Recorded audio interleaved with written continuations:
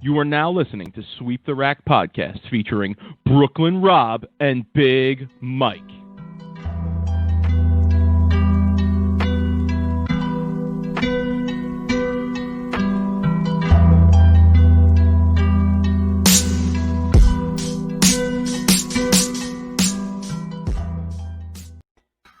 Rob, what's good, homie?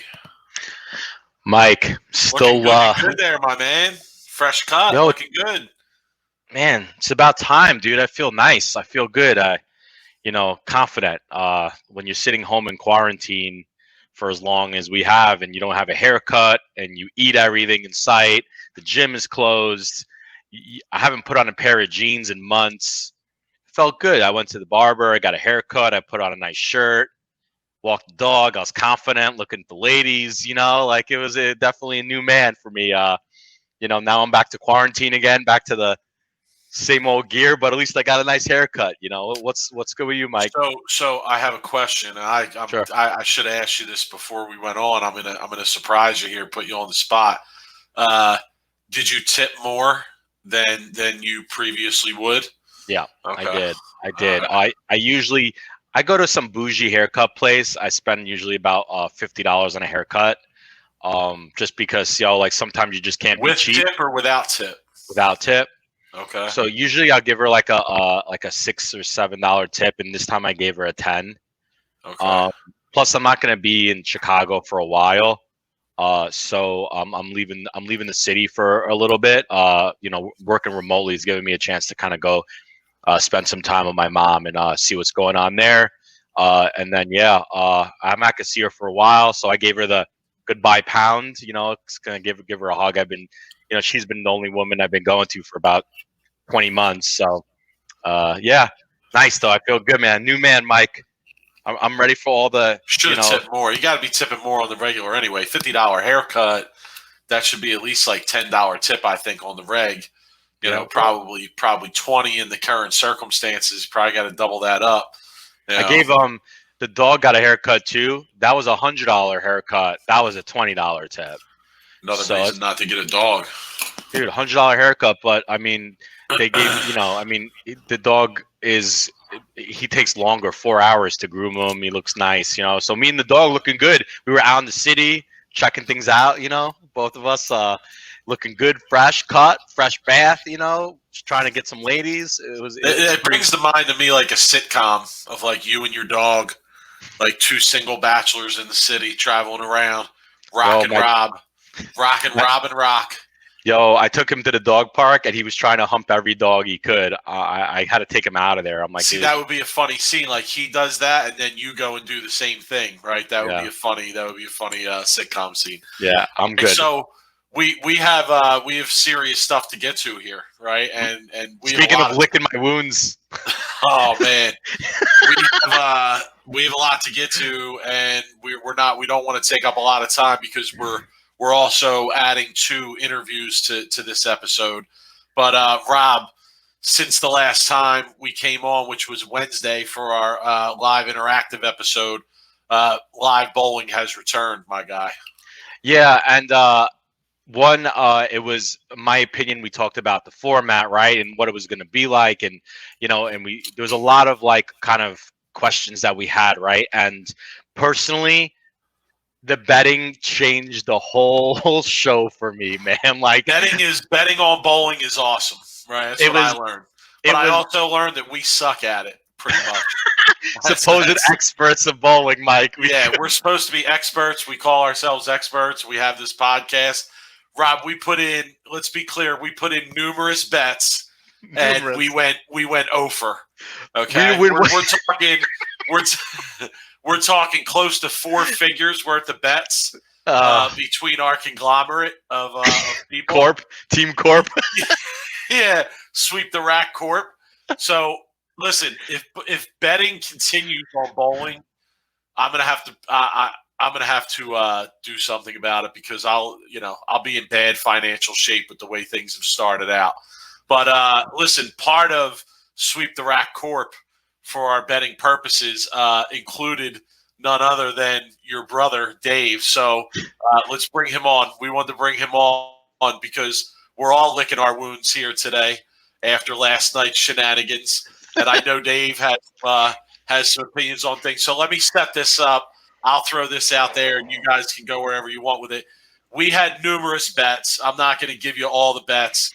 I'll run you down the worst of it here, right? So we had the under for total strikes, okay? Because that was my bet. Someone's famous last words were, well, the PBA guys, they don't strike on house stuff very often. Yeah, they don't. They strike on. Okay, let me make a point on that real quick. Wait, let me finish, and then I'm going to let everybody go around and give their little piece here. We had a couple big swings, right, throughout the night. Is it fair to say that? Do you both agree with that? Yes. Okay. All right. So the swings involved pretty much Kyle Troop, Sean Rash, and Anthony Simonson. All right. So Kyle Troop bowled Anthony Simonson, and we had both of those guys. We had money on both of them to win. Yeah. All right. And we were good with whoever we were coming out of that match with, but Kyle Troop, his odds were much better than Simonson's odds, and therefore that would have been a much bigger score for us. So we were kind of rooting for Kyle Troop there. He throws 11 or 12 strikes, and he loses. So that was one big swing. Then Sean Rash has a chance where if he wins, I personally had a bet on him to make the final, which was worth $350 or $400, and that would have guaranteed us having both guys in the final with a minimum payout of $600 on those bets. All right. Well, Rash, let's be honest, he bowled like a dog in that round. And he loses. So then we only had Simonson in the final, and we could have won. We could have recouped 300 or 600. Sorry, 600 if he won, and he bowls like a dog in the final. So we go over, and we get nothing back. So Rob, I'll let you start. Go ahead. I'm going to take responsibility for the under being the way I miscalculated. Honestly, like I didn't think that they were going to be able to throw like more than like 13 or 14 shots in 2 minutes. And then when I first saw the first like couple of rounds, or not rounds, like people, I'm like, yo, like, so they're getting to like 16 to like 18 shots, and like Simonson, I think, threw like 18 or 20 in 2 minutes. In 2 rounds. In 2 rounds, he threw 20. Dude, if I would have calculated that 18 to 20, there was no way I was going to take the under. So that was my first mistake. Is like I miscalculated how many shots these guys were going to be able to get off. Our mistake or your mistake? I mean, I think we can all take credit for it. Yeah, I guess. Yeah. Yeah, we should. I mean, you can't blame it on me, but still, none of us spoke up. None of us spoke up. That's for right. sure. That's right. Yeah. And then you know what? Look, like the people that I bet to win, Rash, and obviously Simonson, Bill, we threw a little bit, which I look like I had to throw money on Bill just because if I didn't, and I made a statement last show that there's no chance Bill had of winning this show because of the fact where, one, he's not a fast bowler, right? He's by nature, he's a very like slow and very, very technical bowler, but he can't strike on the house shot anyway. Even if he is like has a time, he just can't. I texted him after the show. I'm like, hey, I told him what I said, and he was laughing. So yeah. Anyway, our biggest bet, one of our biggest bets, was on Bill. I had $100 of that bet myself. It was 150 on Bill to win. So we did back our boy for sure. Absolutely. I didn't want to get shit. I didn't want to get shit because last time I didn't bet on Stillman. Remember to make those 7-10s. I'm getting shit for it till this day, and that was 10 years ago. So I didn't want to like not bet on Bill, and then all of a sudden he wins, and then I got to hear shit from everybody for the next 25 years that I didn't bet on him. So and also let's throw out there that bets on Sean Rash were limited. Because that was going to be our biggest bet of the entire slate, right? Oh. But they limited that bet, and you were only allowed to bet a max of $50 on Sean Rash to win. Yeah. So that kind of changed our strategy as well. Didn't really mean anything in the end because he didn't make it into the final. But Mike, the truth is though, I wouldn't take back any of the bets I made. The only one I would take back is the under bet. That's it. I'm sticking with what I bet.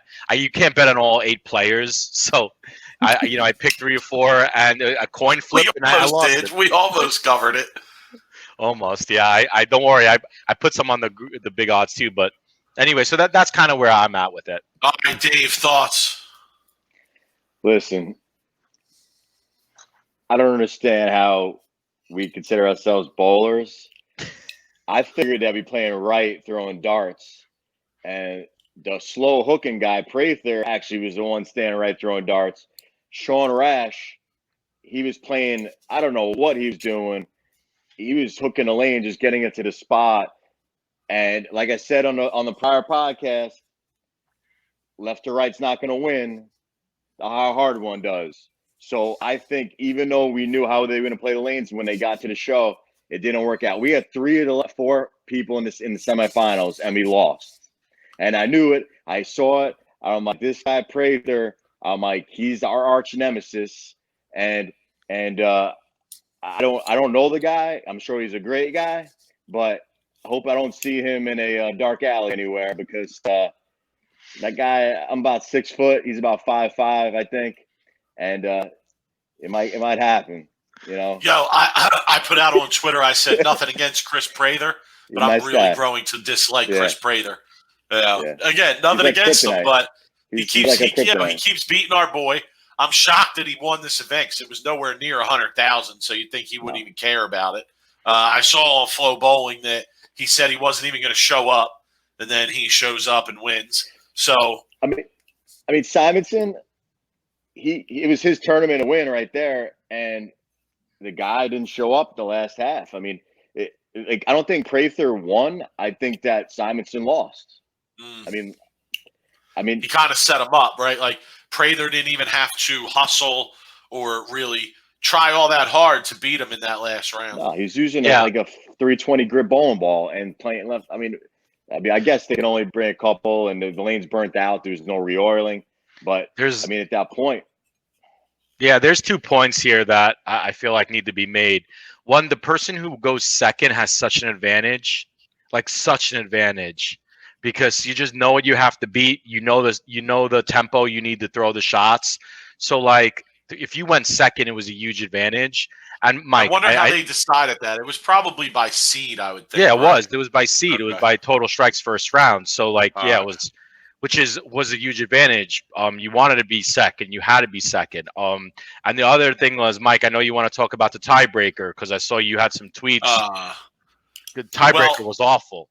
I mean, Dave, do you want to hang? Because I'm going to get into a little bit. Yeah, for sure. Okay.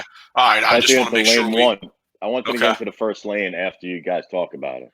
Okay, yeah. So, Rob, I'm going to go off on a little bit of a different path here because you referenced the tweets that you saw me retweeting, and we had some conversations going on.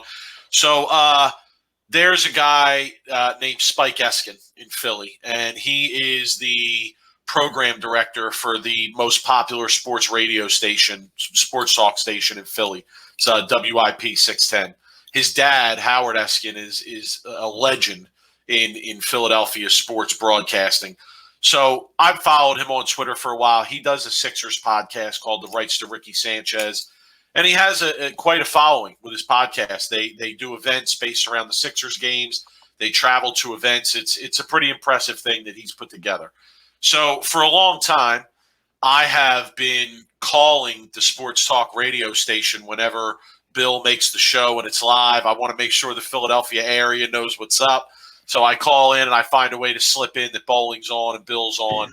And on Twitter, I've been having conversations with Spike about having Bill on his podcast.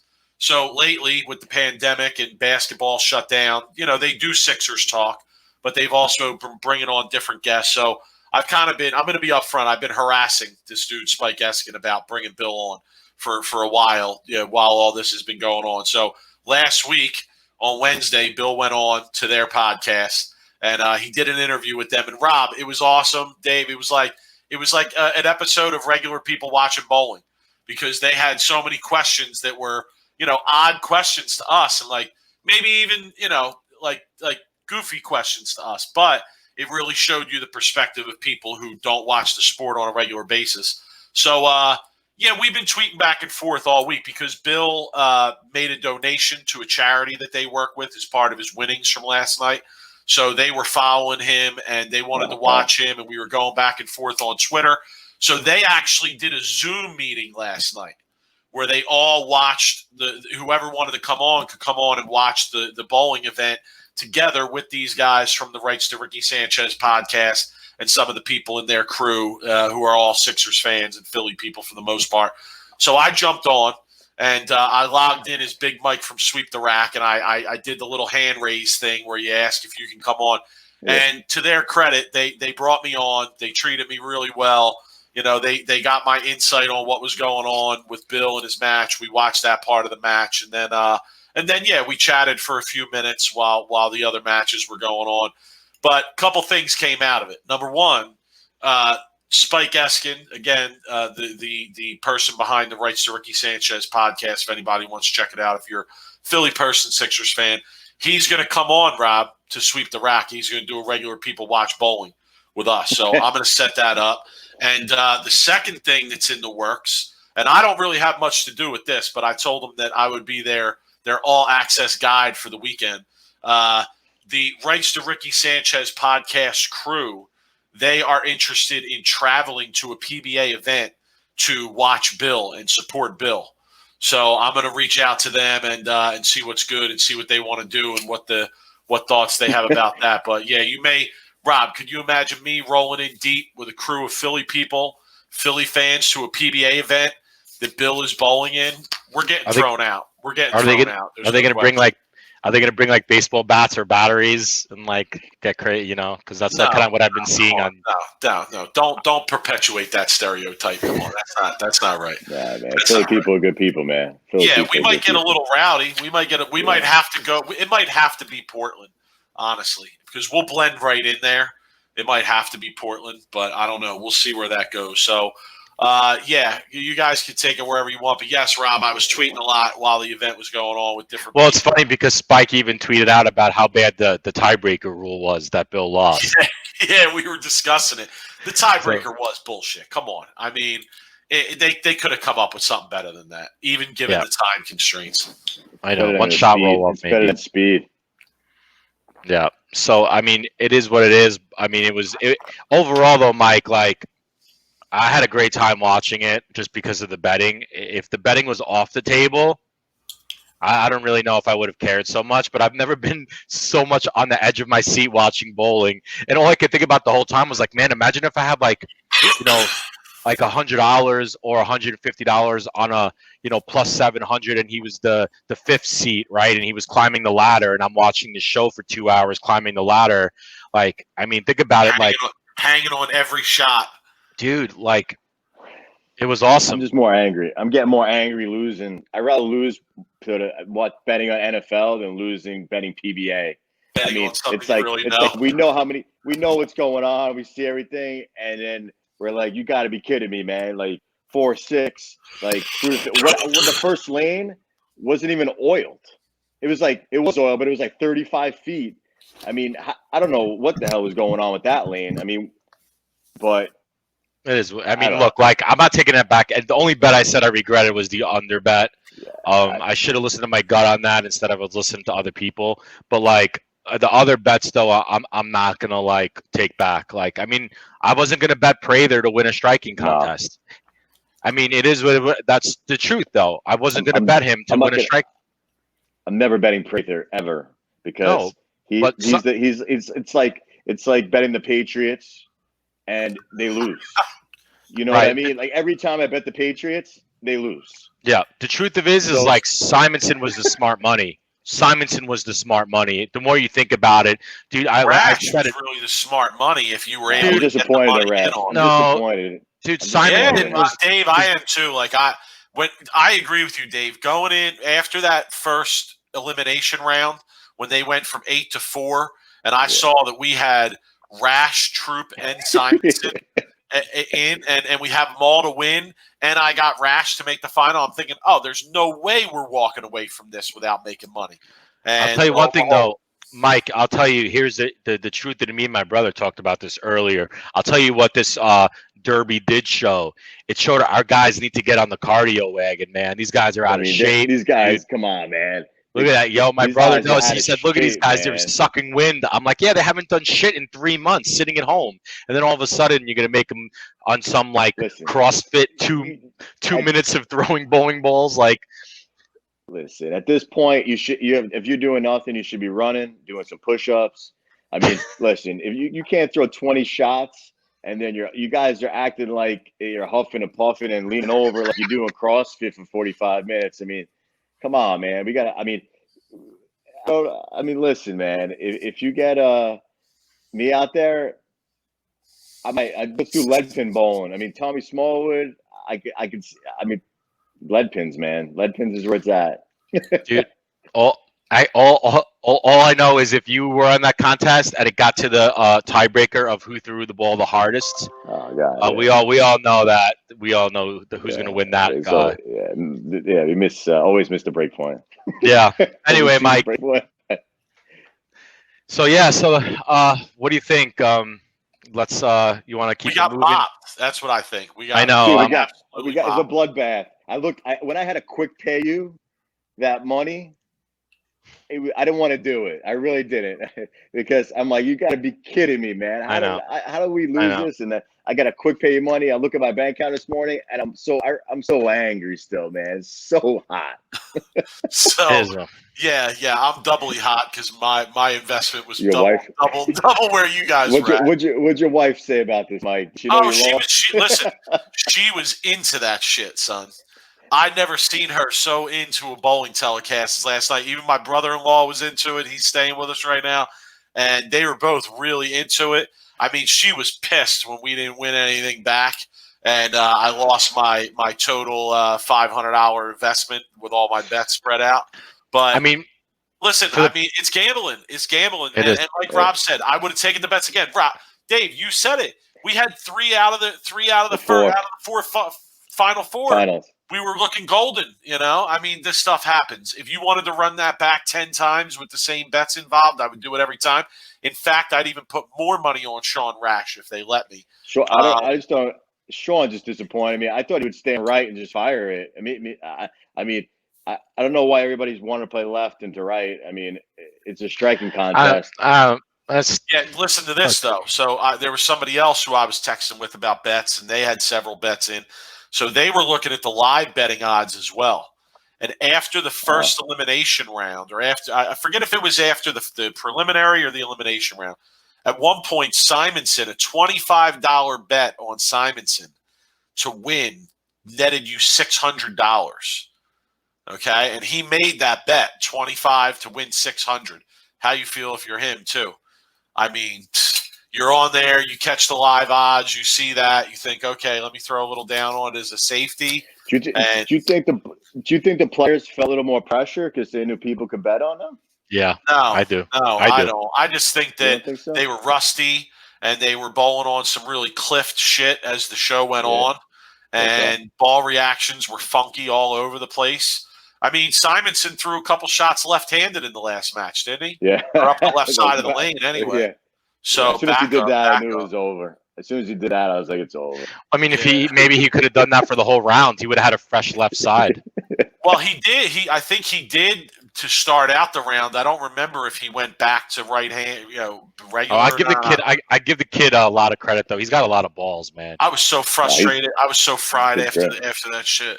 I couldn't even sleep, man. I was hoping the girl would be the Emmanuel Nunez at that point. I was like, how do we go over betting in bowling on our first time? That is that's ridiculous. I can't tell anybody. I hope. Listen, hit us up. Hit us up on social media with your stories. Did anybody out there win? Anybody out there make money? Who did better than us? Yeah, I'm sure. I know EJ Tackett's wife didn't win any money. That's for sure. Anyway, Dave, before we let you go, do you got any plugs that you want to make? Anything you're promoting? I saw a shirt there. What's on your shirt? What does your shirt say? Brooklyn Bowling Company. Oh, look at that. What do you got going on there? It's coming out soon, man. Don't worry. It's a project, man. We're working hard in the lab. We're trying to figure, we're getting some going here. We got a little thing working. We're come hard, man. And Mike, it's a project, it's a thing, but we don't know anything about it, so we'll stay tuned, I guess. No, it's stay cool. tuned for Brooklyn Bowling Company, man. I like Water, the Sly plug. I like the Sly breaking news introduction plug. That's good shit. Goat. Yeah, he's the GOAT. There it is. All right, Dave, we're gonna get going here, man. We appreciate you coming on. Guys. See you. Man.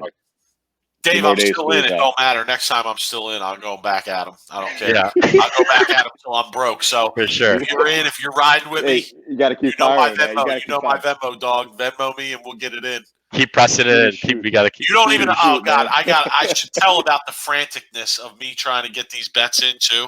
No, it's man. I swear to God, I was so pissed off. It was crazy. I log into the app on my way home, and my wife thinks it was because I was like traveling around and bouncing off different cell towers. But I log into the app on the way home.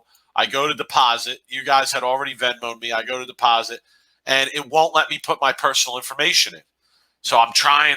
I'm clicking the screen. It won't come up. I'm like, what the hell? So I go to the help center. I start chatting with somebody.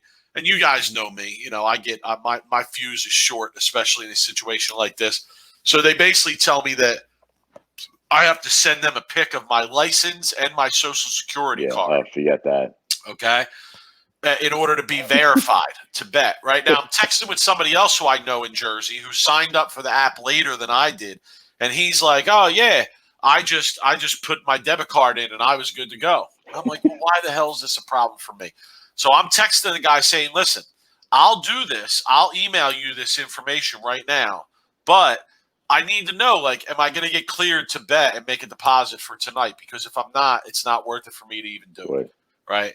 He's like, oh, I'll make sure that it goes through. I'll email our security team and have them look at it. I'm like, all right. So I sent it. I still haven't gotten an email. Okay. However, my wife, God bless her good soul, even though we got popped and she's now double aggravated at me, she downloaded the app and got us in and was able to deposit right away. So I got right on there and put the bets in. I mean, it was down to the last minute. I was putting bets in down to literally 6:58 p.m. and I'm still trying to get our last bets in. And yeah, I guess long story short, I wish the app would have malfunctioned and I didn't download. Yeah, me too. I wish they wouldn't approved your wife either. I would have saved my money. True. It's all right. We'll get it back. I promise you. We'll get it. Come on, right? Come on. That's a gambler's mentality, son. Let's go. We're getting it back, man. What are you crazy, Absolutely. Man? We're about to stop the renovation. Next live event, we're getting it back. Come on. Absolutely. All right, Dave. We're gonna keep it moving here. Appreciate you, man. Later. Bye. Enjoy the ramen noodles this week. No, seriously though, I kid around. Like, we're fortunate, right? We're fortunate that we can wager, that kind of money on bowling, and it's not that big of a deal. I don't want to encourage like crazy gambling or anything degenerativeness, but I do. I always encourage so it. It was fun, man. It was fun. It was fun to bet on bowling, but. Rob, what else you want to get to here? We got, I mean, we have 2 interviews for the people. We'll get to that. Anything else you want to discuss here? Anything else going on that you want to touch on? I mean, I saw some interesting stuff going on social media with slow bowling. Oh, Jesus Christ! You want to run it? You want to go into that, or I say we get 5 minutes to talk about it. So I saw something from was it bowlersmart.com? They posted a old flow bowling. Well, it's really let's flow bowling starts it. Yeah, it's really Lucas Wiseman digging in the crates. Yeah, he's digging down. He's digging deep for content right now. So yeah, we understand. So he pulled out a video, republished the Joe Pelusic I'm a one-handed bowler video. Well, I guess is it fair to say it created a firestorm on social media? Dude, I mean, Lucas, I know that Joe. I saw earlier Joe went up and posted something on Facebook, in referencing it or something like that, trying to explain his position. But Lucas started a little bit of Lucas started a little bit of a shit show, and I know he likes to start a little bit of controversy. If you go and look at some of the threads and the comments, you have a mix of people that are big Belmo supporters, and then are the ones that are against two-handed. So it kind of created this internal like social media war, and the comments against Joe have me dead because some of these are just they're killing me. Like Yeah, he's taking a beating. He's taking taking a a beating in the comment section. We always say don't read the comment section. No, but look, right? here's the thing: is like not read the comment section. Stay away, Mike. From yeah, if you're gonna be like have a controversial opinion against the best bowler on the planet right now, expect to get it at all different angles and all sides of the social media platforms. So Joe knows that he has controversial like it's a stance and he's not afraid to talk about it. So yeah, you're gonna have to take the criticism too with it, and you can't, you're gonna have to have a thick skin, that or just stay off social media. Yeah, I mean, listen, he knows both of us very well, right? I mean, I've known him been friend and have been friends with him for a long time. He knows that he can come on here if he wants. He's mad at us, Rob, because we actually wanted to do a rewatch of a show, and we brought him on. I believe it was the first time that we were using this video platform, right? And we had some technical glitches, but and we weren't able to put it out because of the technical glitches. But yeah, he took and listen, this kind of reflects how serious Joe takes his bowling. He took umbrage with us calling Ernie Schlegel a donator or something, right? Or I called Ernie Schlegel a donator because we were talking about like his how many tournaments he's bowled in how many years and how many titles and how much and the numbers aren't very good. Like, I mean, yeah, he's a legend. Schlegel is, right, in his own right. He's a great bowler, but during the conversation, I kind of called him a donator. And Joe didn't take serious offense, yo. Like to the point where so I thought it was like a joke, and apparently it wasn't. But yeah, so he does take his bowling seriously. But here's the thing, though. He also told us a story about how Ernie Schlegel tried to charge him $50 for a picture, right, or his autograph or something. Like Joe, how can you have that much respect for a guy who wanted you to pay $50 for a picture with him? Look, Joe's a traditionalist. Turn him down. Joe's a traditionalist, right? And I respect Joe for having his opinion being like made and standing behind it. I respect him for his classic views on the sport and his seriousness of it. I've known Joe probably as long as you have, since I was 16, 15 bowling against him. And I've never had an issue with Joe. And I still consider him a friend of mine, even though he's probably still pissed at me. But I kind of feel calling legends donators. All right. But you know what, though? At the time, I look. I'm not the. No, I agree. There was a stat that pops up on the show we were watching that, like, he had bowled like a ridiculous number of tournaments and only had a few. He had a few titles, but it just didn't seem like that many for that many events bowled. But anyway, as you said, known him a long time. Let me say a couple things, okay? He's wrong. He's wrong in his opinion about two-handed bowling and the legality of it, or the okay. If there is an advantage to it, then kudos to the people that are able to do it, because they have found a more effective way to deliver the bowling ball. There is no rule against it. It's not illegal. You're entitled to the opinion that you want, but as I've told him personally, like, people are entitled to react to that opinion in any way they want. So you're going to have to deal with that too, and that's kind of what's going on here.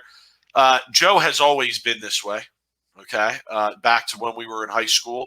Rob, our senior year of high school, he set an average record for the Philadelphia Catholic League. And it was a pretty impressive feat. He averaged 218 for his senior season, and that was like 8 matches in his home house where he always bowled.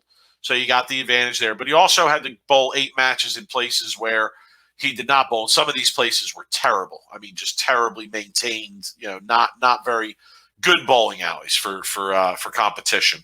And he set the average record. And I forget what led to this. Somehow he felt like he didn't get recognized enough for it or something. Well, before we went out for like the All-Star tournament, what is the Philadelphia Catholic League All-Star tournament, he had me help him tape the numbers 218 to the back of his shirt.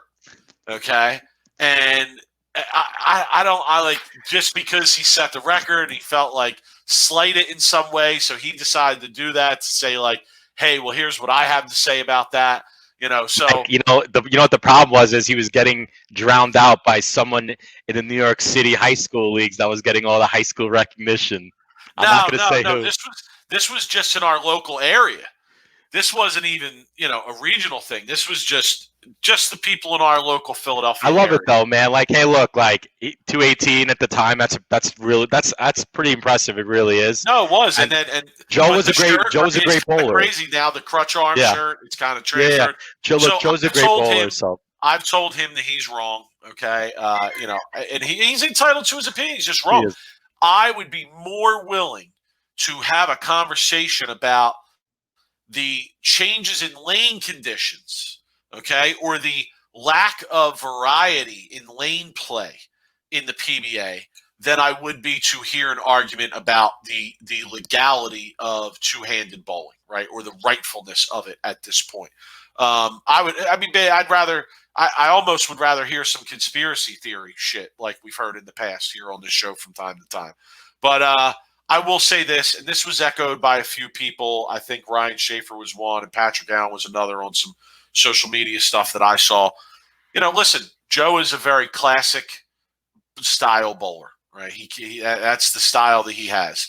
And he kind of did get a raw deal in ways, because if he was in a different era, I do believe he would have had way more success than he has had, right? But with that said, there's plenty of one-handed bowlers, Rob, who are from his generation, who have either had limited success out there and won titles like a Tony Lacaze, okay, or who have had tremendous success out there like a Fagan or a Rash or a Bill. All right. So what does that say? Here's what it says to me. You either adapt or you're going to get left behind. Okay. Those guys that I mentioned, they have adapted their games to compete in the same environment that he complains about, and they're winning. So I can't really hear that. If there were no one-handed bowlers winning and it was 1 through 10 or two-handed players, fine. All right, let's sit down and have a conversation. But let's be honest, Rob, that's far from the case. Right. And I could put myself in the same like boat as Joe was in, but I'm still like, I feel like I was a very traditional one-hander. I wish they never switched over from wood lanes. Never. If they never changed from wood lanes, who knows where things would have went for me. I mean, we'd have, but that's a whole other case. But but what do you do? Do we sit here and say, "Oh, well, that's not fair"? No, that's just the way the game went. We had an opportunity to change our game the same way everybody else did and adapt to it, right? And if you don't, then you're left behind. All right, we're going to leave it at that. All right. Shout to Joe, though. As you said, Rob, he's a friend of the show. Even if he's mad at us for the donator comment, that's fine. We'll, everybody calm down out there. All right? Everybody calm down. Okay. I know. Everybody have their fun. All right. Belmo, he don't listen. He don't watch our show, so. He loves that joke. That's not the first time I've heard that joke. Oh, he loves the bad jokes. If you hung around him before, you heard that joke a few times. Oh yeah, okay? For sure. But it set off a little firestorm, and that's fine. That's fine. I'm not criticizing there at all. I'm just saying, Lucas, I call that a Lucas special. Yeah. Lucas is becoming quite a little bit of the TMZ there at Flow, ain't he? You want to put opinions out there. People are going to have reactions to those opinions, so be aware. All right, Rob, we're going to keep it moving, okay? Because we have 2 interviews to get to, and we're already going lengthy here on our crying about our betting and going over drama. So, first interview we're going to put up. People aren't, going to be familiar, right, with this gentleman at all, but they are familiar with this gentleman because he runs a very popular YouTube account that puts out some incredible bowling videos. I mean, if you want bowling history, just go to his YouTube page and spend a few hours there, days there, whatever you want. So, Rob, you and we obviously watch a lot of these videos online for purposes of the podcast and outside of that. And we always see this name popping up, right? And on Facebook, he sends stuff out to the bowling community with videos and stuff like that. So we always, we were thinking while we were watching these videos, like, hey, who is this person and how does he have access to a lot of this stuff? So we wanted to bring him on, right? And we're referring to he goes by IrishPogi. I mean, it's interesting, and look, like we talked a lot about like how he got the videos, and we definitely kind of wondered how he got all those videos. So let's just play the interview right now, and then we'll see what happens. So yeah, there's some interesting background to it for sure, right? And so we we'll just talk play it right about now. it, but we'll just bring it on. Yeah, we talk about it, but definitely go check out his YouTube page as well, and we'll be back to catch up with everybody. All right, so Rob, from time to time, we like to take things down a different path here at Sweep the Rack, yeah? Well, I feel like today in this quarantine era of online streaming, I feel like we are almost forced to go in a different direction, right? Because, Mike, we don't like to be the norm, do we? No, certainly not. And, from time to time, we just like to switch it up with the guests that we have. It's nice. Don't get me wrong. It's nice to have all the top pro bowlers and hear from them. But, Rob, there hasn't been a competition in a while, right? So there's really not all that much to talk about from the guys that are out there currently in terms of new stuff to talk about. And you're right. In right now with this situation and the quarantine, a lot of people are resorting to old bowling clips to kind of keep themselves occupied in their bowling consumption of bowling. So I know you do. I do. We're both on YouTube watching old bowling clips. And a lot of times, Rob, when I go on YouTube and I watch these clips, they're from the same accounts that post on there. There's a few YouTube accounts that constantly post really good bowling videos, classic bowling videos. And one of those accounts, I hope I'm saying the name right. When we bring them on, we can ask them. I think the account name is IrishPogi. And I just kept seeing this name pop up of this is the person posting all of these various old PBA shows and classic PBA clips. And as you said, Rob, you go down these rabbit holes of watching these PBA shows, these old PBA shows. It's very easy to do. And I just kept seeing again and again the same name pop up. So I decided to reach out to him, and we wanted to bring him on and just get the background on how he has so many classic PBA shows to put up on YouTube and what his motivation is behind doing this. So one of those little bit off the beaten path interviews that we're going to do here, Rob. We'll see what's good. All right, yeah, and I was just about to say it's I think a good follow up from our first video that we posted on us reviewing old YouTube bowling clips, right? So yeah, and I feel like we're going to be using YouTube and IrishPogi's account a lot when it comes to reviewing our just kind of looking up old videos. So Mike, let's bring on John here and let's talk to him and see how he's doing here. John, welcome to Sweep the Rack, man. How are you? I'm good. Hey guys.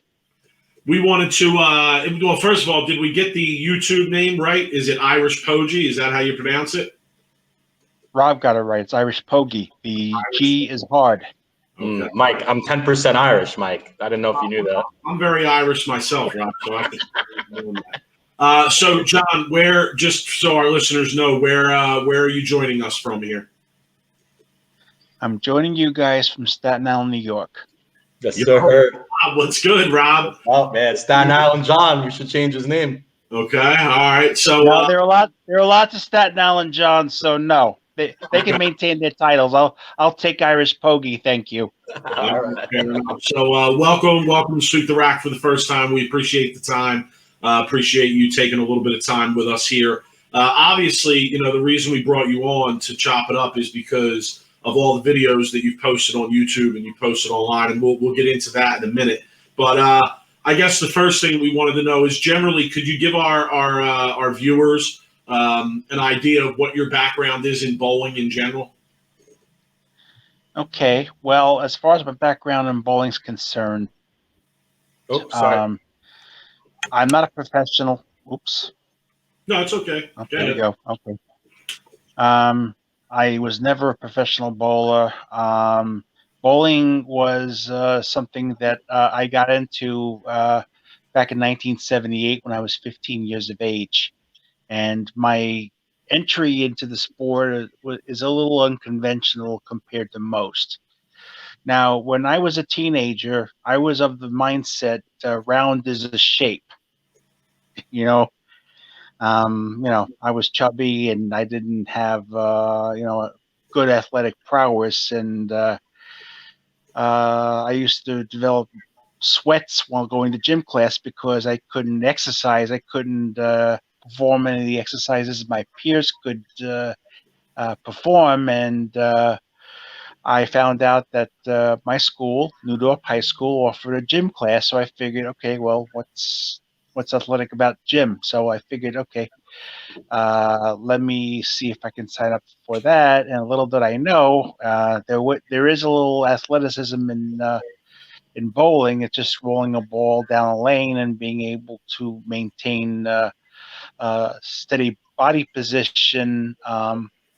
Having good rhythm and timing, having your hand positioned in a certain way, having your wrist positioned in a certain way, and making sure that your thumb and fingers come out when they're supposed to.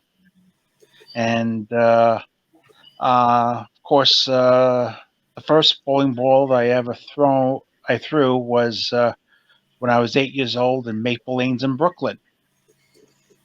My school actually went on a class trip, and we went there bowling, and I couldn't keep anything on the lane, and there were no bumpers then, so I didn't revisit the bowling thought until I was a teenager, and I thought maybe I could get 2 pins. Anyway, so that's basically how I got into bowling. I mean, the bowling class that the gym program provided me with some instruction, so I wasn't, out there without a net. But I got instruction, and it wasn't long before I got hooked. No pun intended.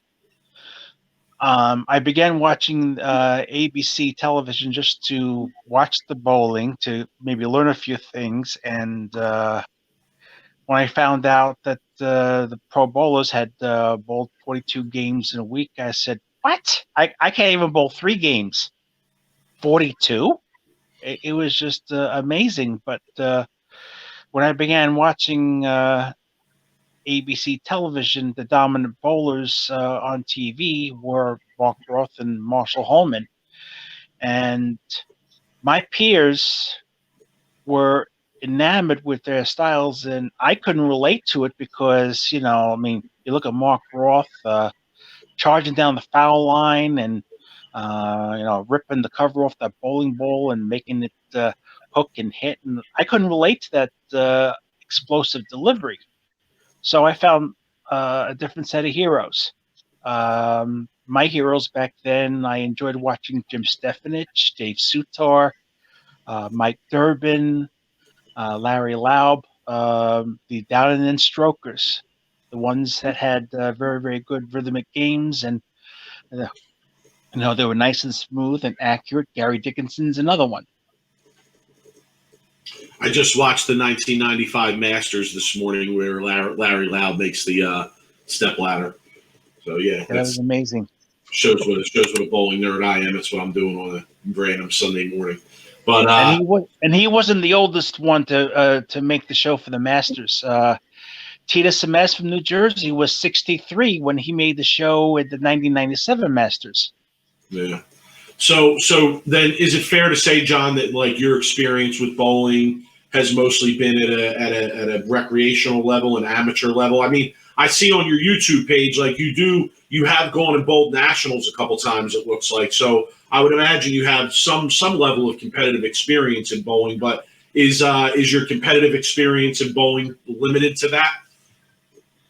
More or less, because what happened in my journey, I actually had thought that I can basically follow the same path that the late Gene Stuss and John Handegard had followed, and the late John Ursina. Those individuals' names were not very, very popular in the bowling public until they turned 50. And I thought that maybe if I worked on my game a little and make a few changes in my physical game, I can possibly raise my competitive level and to basically be on par with Handegard and Stuss. But I had a number of injuries along the way that basically killed any desire to reach that point. Rob, what do you think? That sounds like me and you, dog. Sounds like we're dreaming about PBA 50 titles at this point. What do you think about that? I'm still dreaming about PBA 38 titles. No, that dream has sailed, my man. I'm sorry to tell you. I don't want to be the bearer of bad news, but I think that dream has sailed. But PBA 50 dreams, those are a while away, Rob. We got a lot of work to put in working on PBA 50 dreams. Mike, don't feed the beast, Mike. If you tell me I can't do it, I'm gonna want to do it. So don't feed the beast. Don't feed it. Stick to trying to win the tap, Rob. Stick to trying to win the tap. Let's start there, okay? All right, so John, aside from your own bowling, right? That's not why we brought you on here.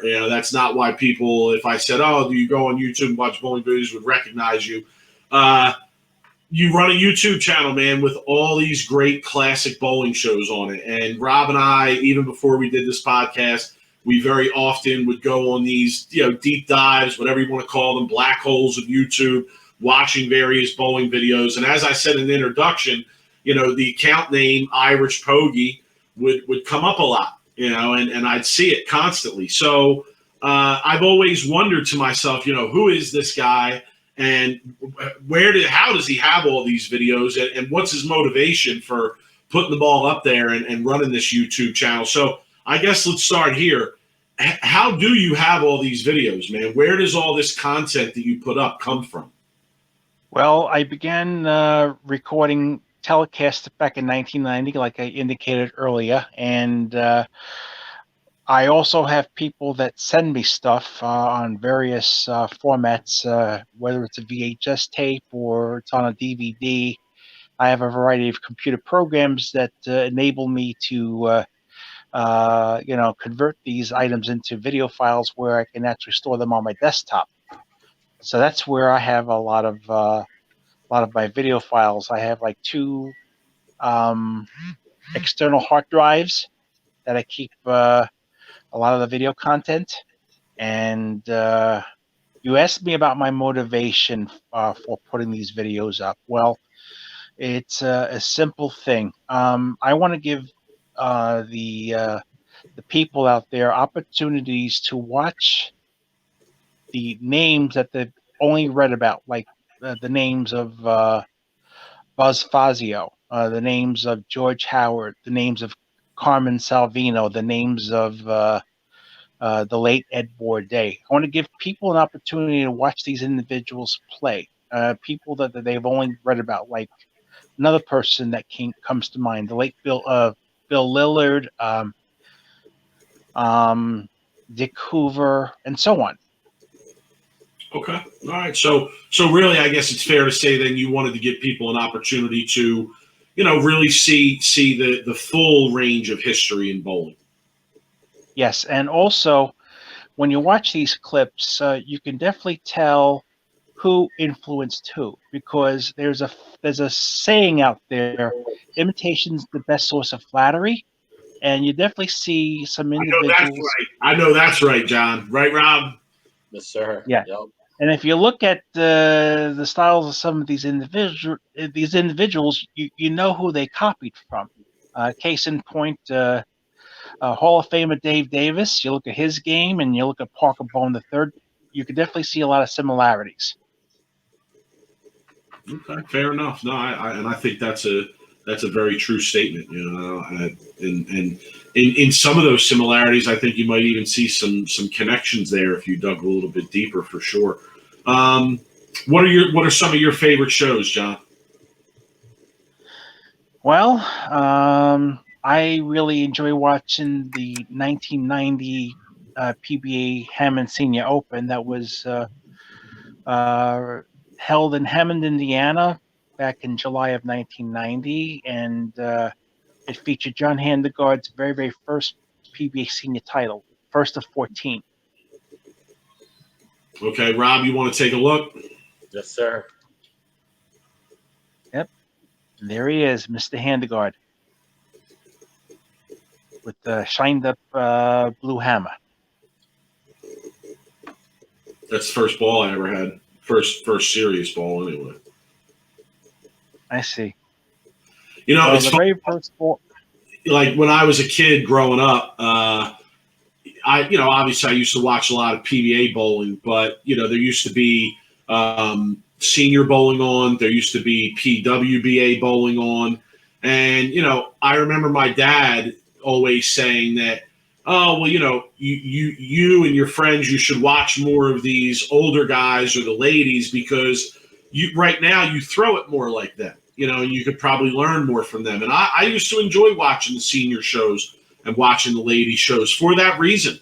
Because when I watched those guys, I was seeing guys and girls that played the lanes more like I did. And I felt like threw the ball a little bit more like I did. And it just made me be able to learn a little bit more about what they did out there on the lanes, as opposed to watching guys who you didn't know if you were ever going to be able to throw the ball as good as they did.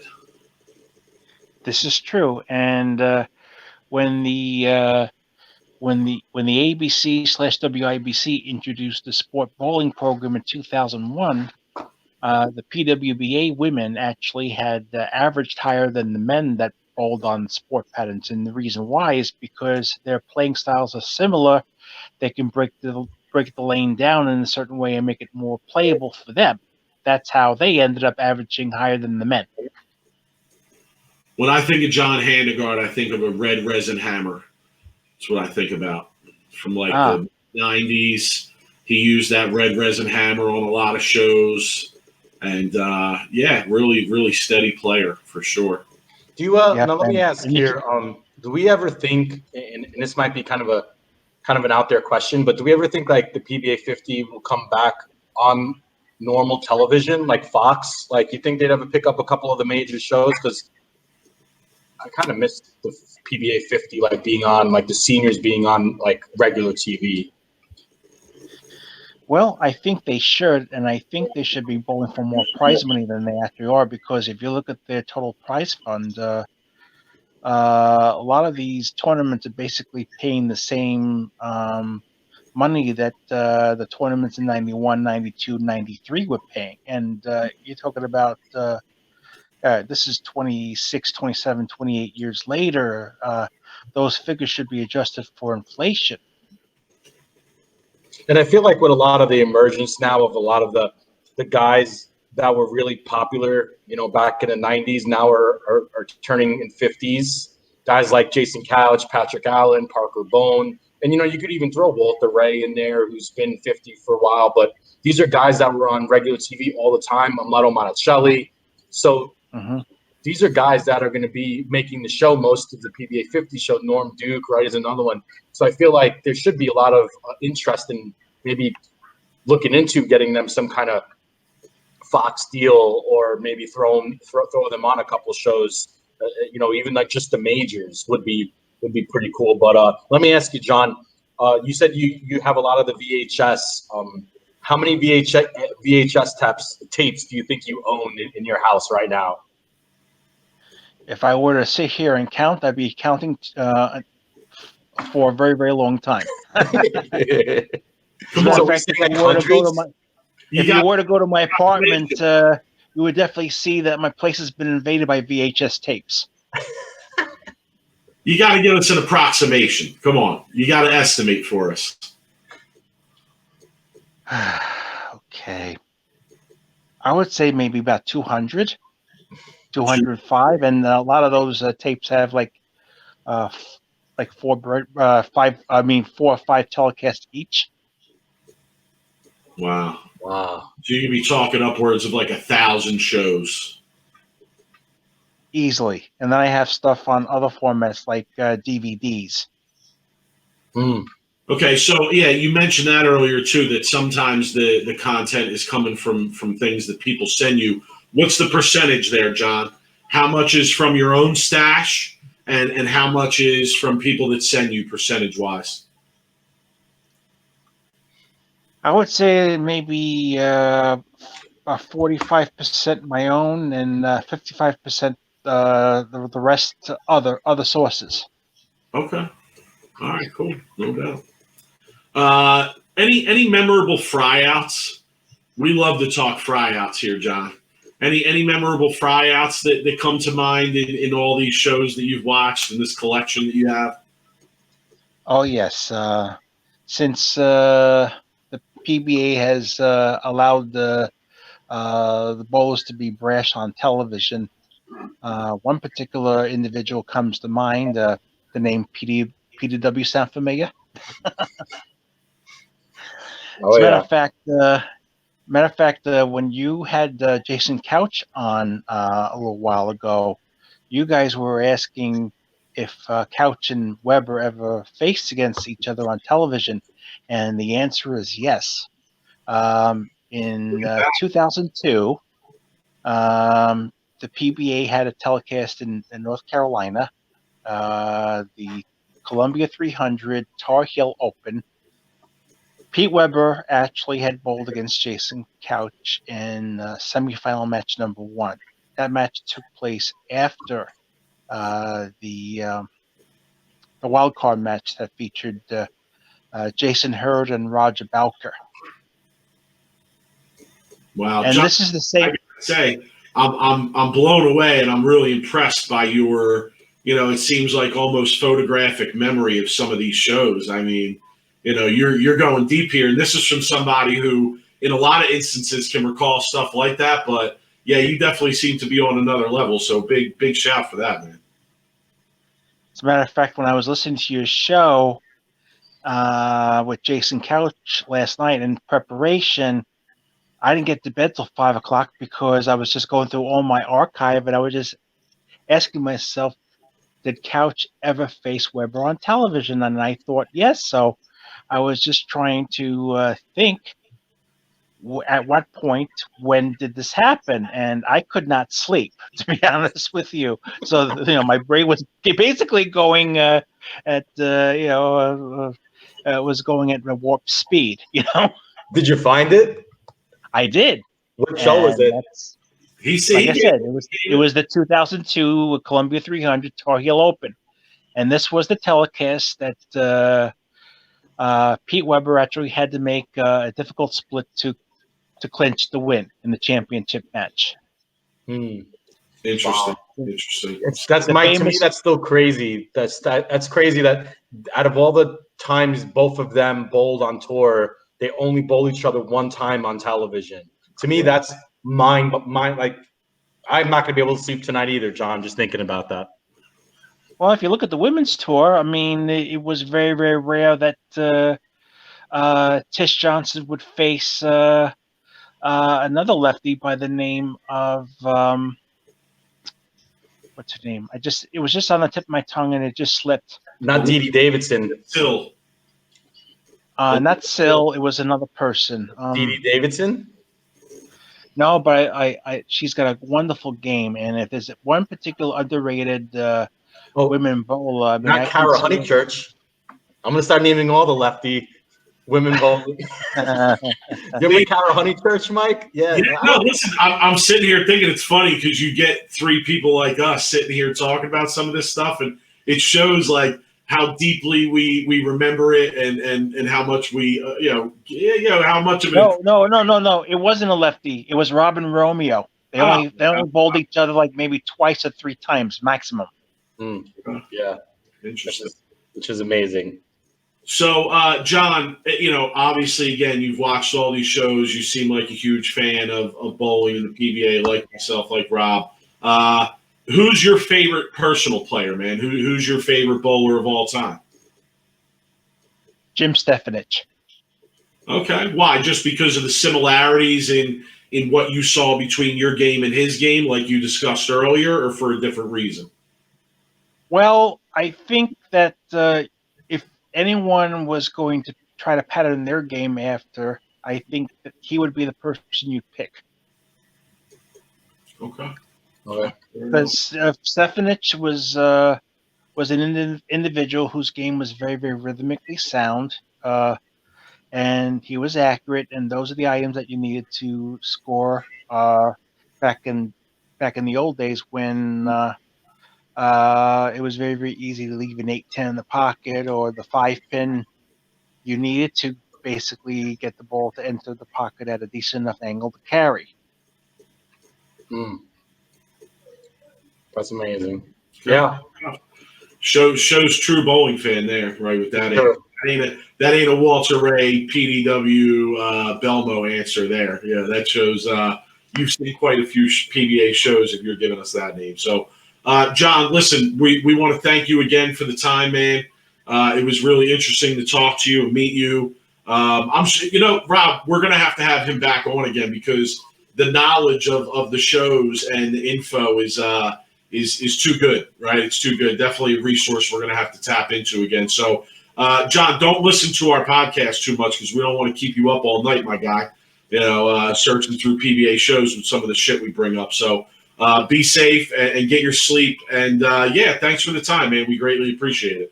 No problem. And getting back to what you were saying about the women's bowling, I mean, I have a favorite woman bowler. I've always enjoyed watching the play of Tish Johnson.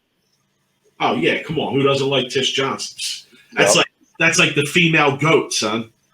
Tish Exactly.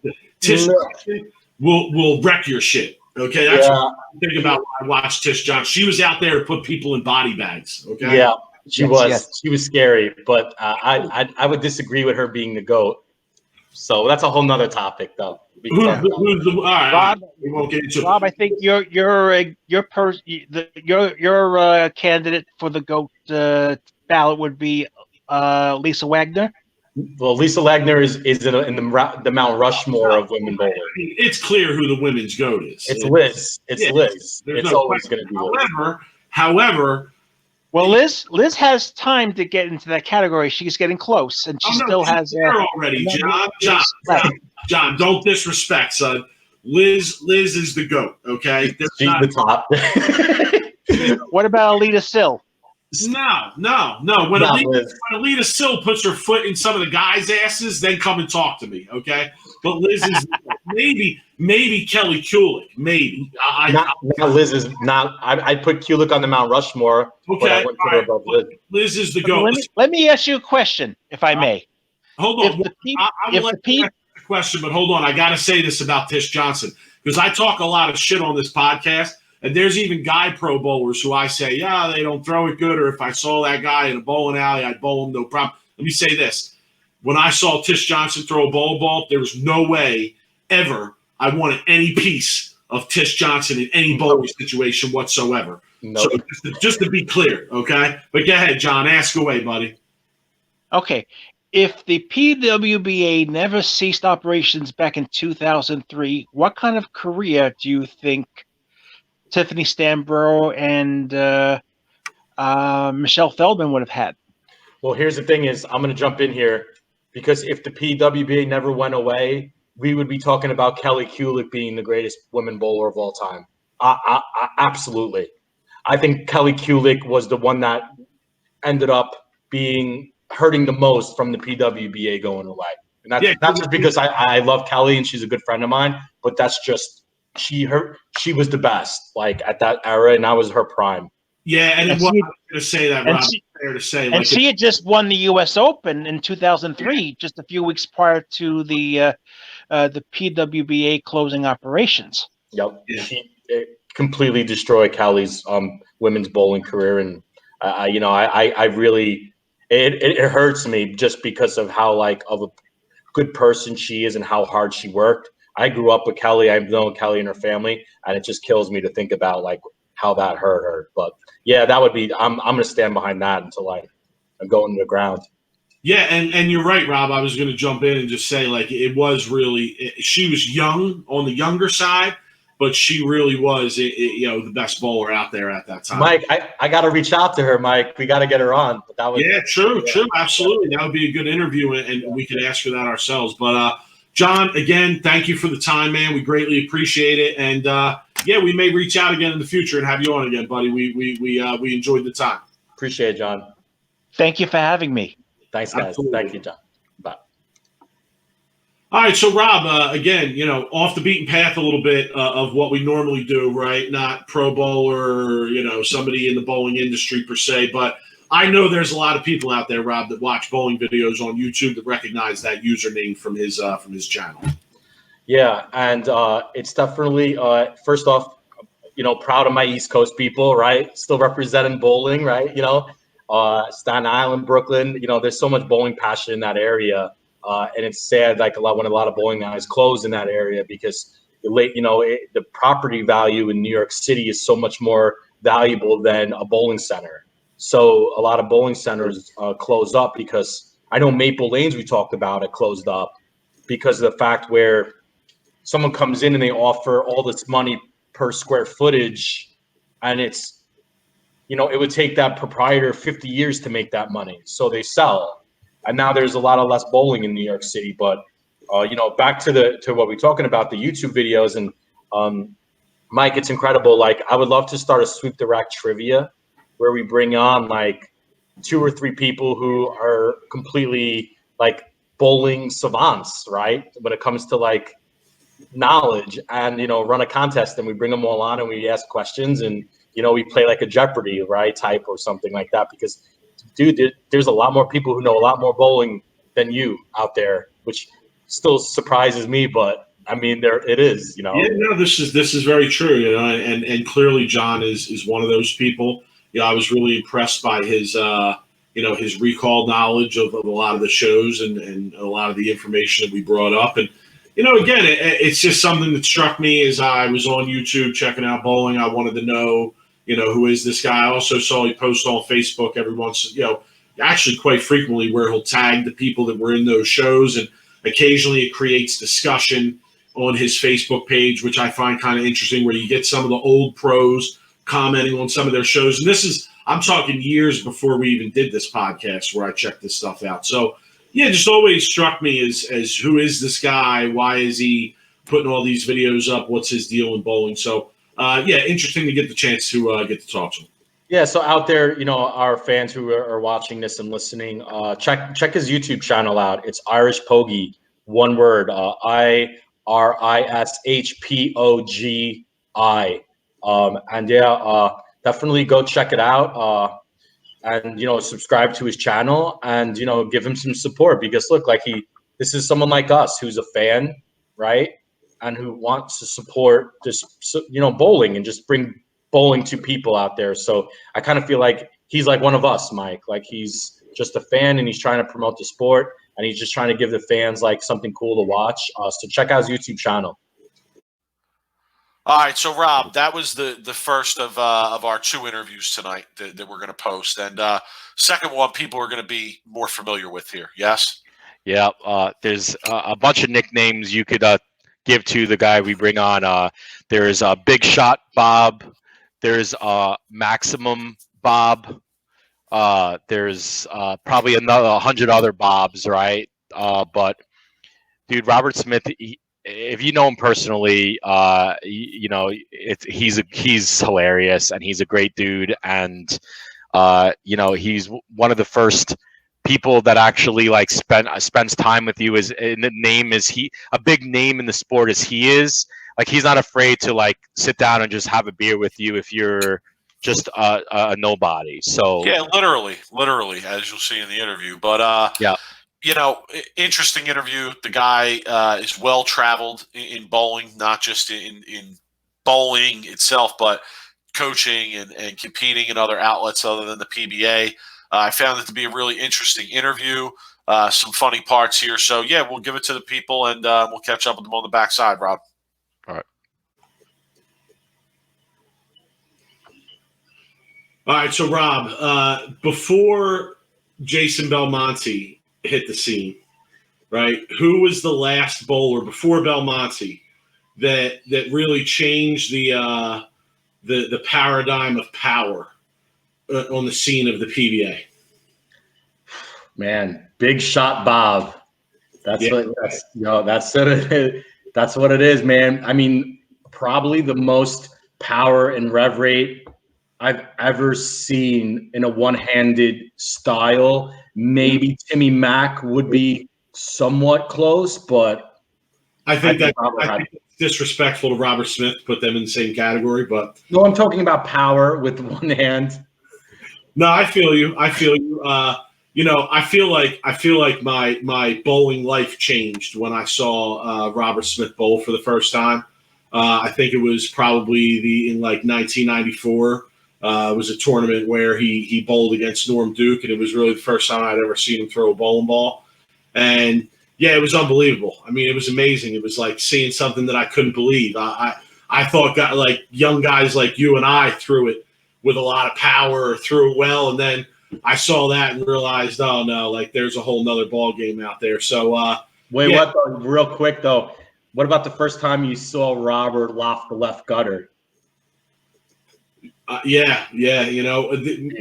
One of the first, right, to really add that as a regular part of their bag of tricks, so to speak.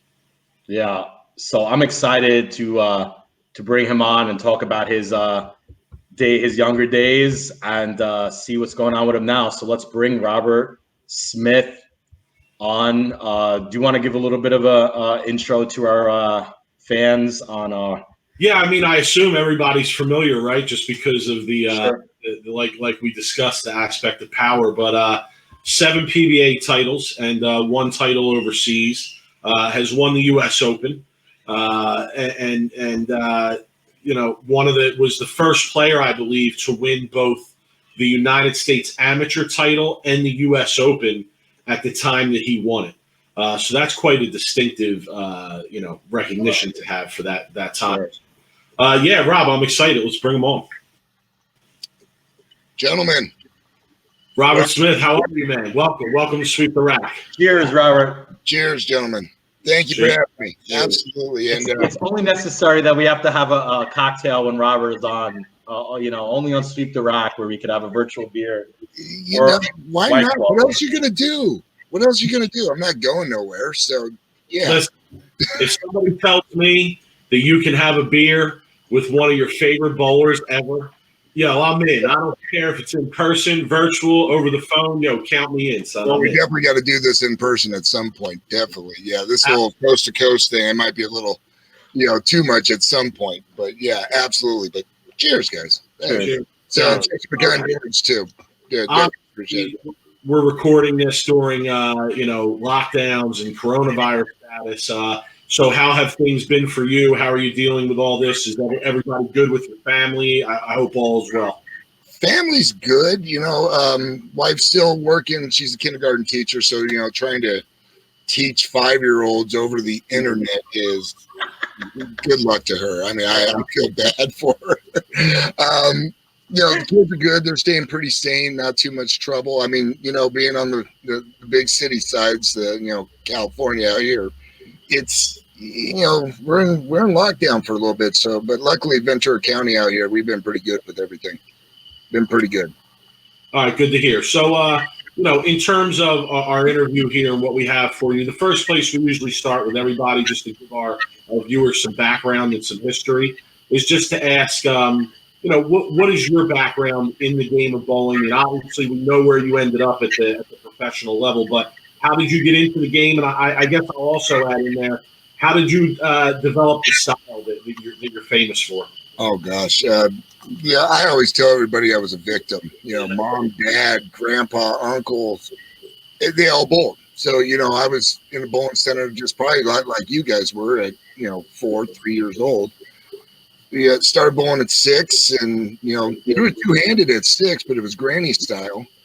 But otherwise, just kind of got into bowling and I liked it. I mean, I didn't do much to it. I didn't try to hook it. I threw it like my spare ball up until I was about 12 years old. And then, just like every other power player or cranker at my age, Mark Roth was the guy. So he made the 710. You could hear his feet hitting the approach when he was going down the lane. I mean, he just threw it differently than everyone else. So I was like, okay, I'm going to throw it like him. Probably about 12, 13, I thought I could get pretty good at it. And then a gentleman by the name of Glenn Schrader, when I was 14, took me kind of under his wing and I mean, because I went from one extreme to the other. I went from throwing a really hard straight ball to just absolutely nailing on it and having no idea where I was throwing it as a kid. And he kind of didn't take away what I could do physically with the ball and just kind of worked my approach into being more of a tweener or a stroker player form without taking away leverage to throw the ball the way I did. No one taught me it. I just literally watched Mark Roth and just tried to copy what he did at the bottom of the swing, which was, snap the wrist back and twist it and let it fly. And then it just, over the years just kind of evolved into this form that to me doesn't feel like I do a whole lot, but when you watch it in person, and I do, I put a lot on it. I didn't realize I did that much to it necessarily, but the big thing with the style was just trying to learn how to control it. That was the hardest thing. But when you go back into the junior career and stuff like that, I was a Chuck Hall Star Tomorrow. Also, Team USA National Amateur Champion. He brought that up in '93, and then just started. Didn't really want to jump out on tour, so I hung out with the amateurs and bowled all the megabucks and bowled all the international stuff, especially Southeast Asia. Me and Tim Mack and Purvis Granger just absolutely just trolled around Southeast Asia there for about 3-4 years before pretty much the megabuck tournament started putting limitations on what we could do and how much you won and how it affected you the following year. And that year, me, Barnes, Healy, we all jumped ship. 1998, we all jumped ship, went to the PBA, and that was it. Yeah, and you mentioned those guys. They were quite a bit older than you, though, because in '93, when you won the U.S. Amateur, you were like 19. Yeah, I was 19. Yeah, I think you were the youngest person to ever do it at that time. Me and Liz Johnson, actually, both of us were 19. I think I was a little bit older than. I think I'm a little bit older than Liz still, but no, yeah. At that time, we were both 19, and still we're definitely the youngest ones at that time. I know there's younger now, Wesley Lowe, and I believe a few others maybe. But as far as that tournament too is, if I remember right, they were giving away an Excalibur card. Are you familiar with an Excalibur card? Yeah, it's like some old 1930s whatever. They were going to give that away if we shot a 300 on the show during that thing. Okay. And we never really got to do it. But since me and Liz won, I kind of conned him into letting us take it through the Taco Bell drive-through that was next door to Stonehenge. Took this $80,000 card through the drive-through at Taco Bell after we won. So couldn't really go drink, so it was Taco Bell at that time. So what was it like, being that young and traveling the world, like you said, Southeast Asia and, some of the mega buck events that you went to? I mean, you were a young kid traveling to this stuff. So what was that like? I had no idea what I was getting into. I mean, all I was really doing was I was bowling, and then I'd see something, there was some money in it. Yep, I'm going to go get into that. And I was just bowling, and it just ended up, where I was bowling, it was taking me to different places. Really, it was after Team USA. It was 1994. We went to Kuala Lumpur for the Team World Championships, and got to meeting everybody in other countries and stuff like that, and finding out all these tournaments in Bangkok, Manila, Singapore. They were everywhere. And they were all paying 12 to 16,000 first place with a chance for $100,000 if you shot a 300 at any point during the tournament. I mean, and most of the time the tournaments were 60 games long, so you're like, well, shit, I got 60 cracks at $100,000. Let me take a chance at it. I mean, Mike Newman hit it twice in the same tournament. It was still $100,000, and then the problem is another guy from Korea hit it also, so Mike got 2/3 of the $100,000, which still is better than anyone's ever been paid for a 300 game. So, not the worst thing in the world. But there was a lot of money. I got to see the world. I got to travel. I mean, hell, I'm 19 years old on my own out in Southeast Asia. I'm going to learn on the fly at that point. And it just turned into just something that just kept going, and I really enjoyed what I was doing at that time. And who had you on the financial end at that time? I mean, not many 19-year-old kids have the money to go out and travel the world.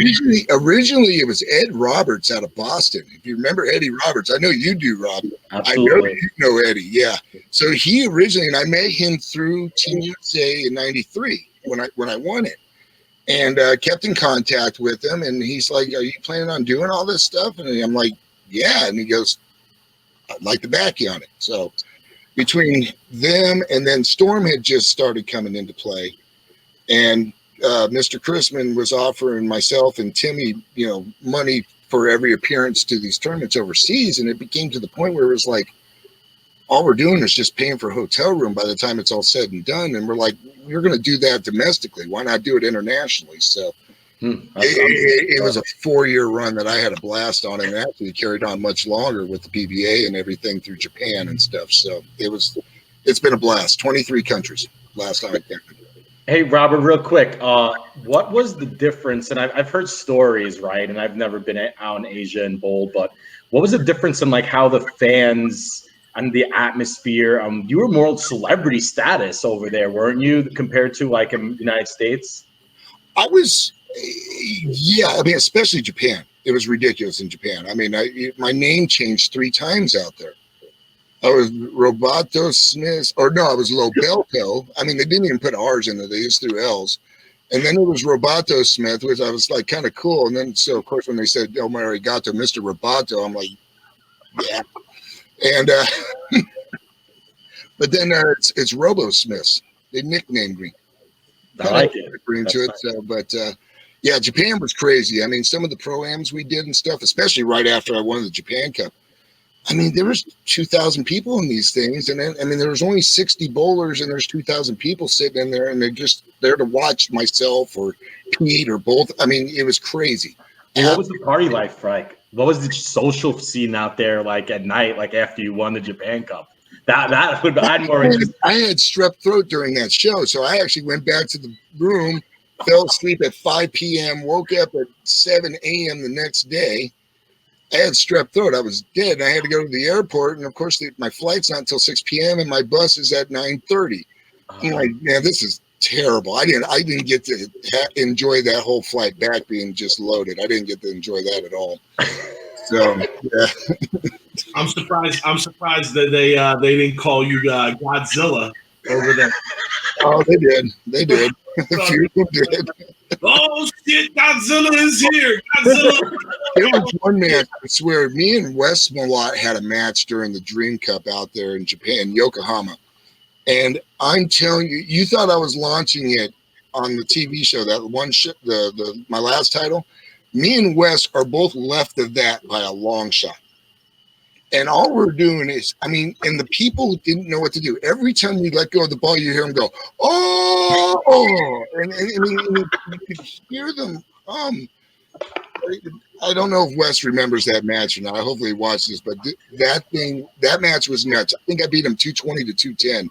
I mean, we're literally 3 feet past 7th arrow on the fly, just chucking it out there. It didn't matter. Just get it that way. It didn't matter. That's awesome. That's a great story. It started out weird because, going back to your question on popularity, when me and Tim first went out there, we got laughed at. You got to remember, this is 1993, 1994. And, just me walking in. I mean, most of them were spinners to begin with. And then, if not, they were classic. It's the first time I got to see Mika. Mika threw it to the arrows on the fly just because that's how he had to bowl back then. And then so I used to get giggled at. And then next thing you know, they stopped giggling. They started, emulating. And I know, Tim will tell you this to your face too. I mean, me and Tim changed Asia on how to throw the bowling ball when we walked into those countries. I mean, we really changed it, opened up their eyes on how it should be, or could be, I should say. But yeah, it was weird to go from being laughed at to, kind of being emulated. You guys are also, I mean, this is just my opinion. This is just me talking, but you guys are also largely responsible for the growth and popularity of Storm equipment as well. We like to think so. I mean, I'll never say it to Bill's face, but no, I mean, they made good equipment. I mean, they had hits. I mean, that black under purple white no question. was hands down what got them over the hump. The Sunstorms were good, but everything else was. And but yeah, we bowled with them, team challenges. We used the Storm equipment at that time. I mean, we ran them over. I mean that stuff was good. I mean, I could tell you that Black Thunder in my hand was absolute daddy. I threw it a ton. Ben, Hey, Robert, what would I tell you if I told you I have a 16-pound blank Blue Thunder sitting in my closet? Blue Thunder or Blue Thunder Pro? The Blue Thunder, the original Blue The Thunder. original one, big core. Ooh.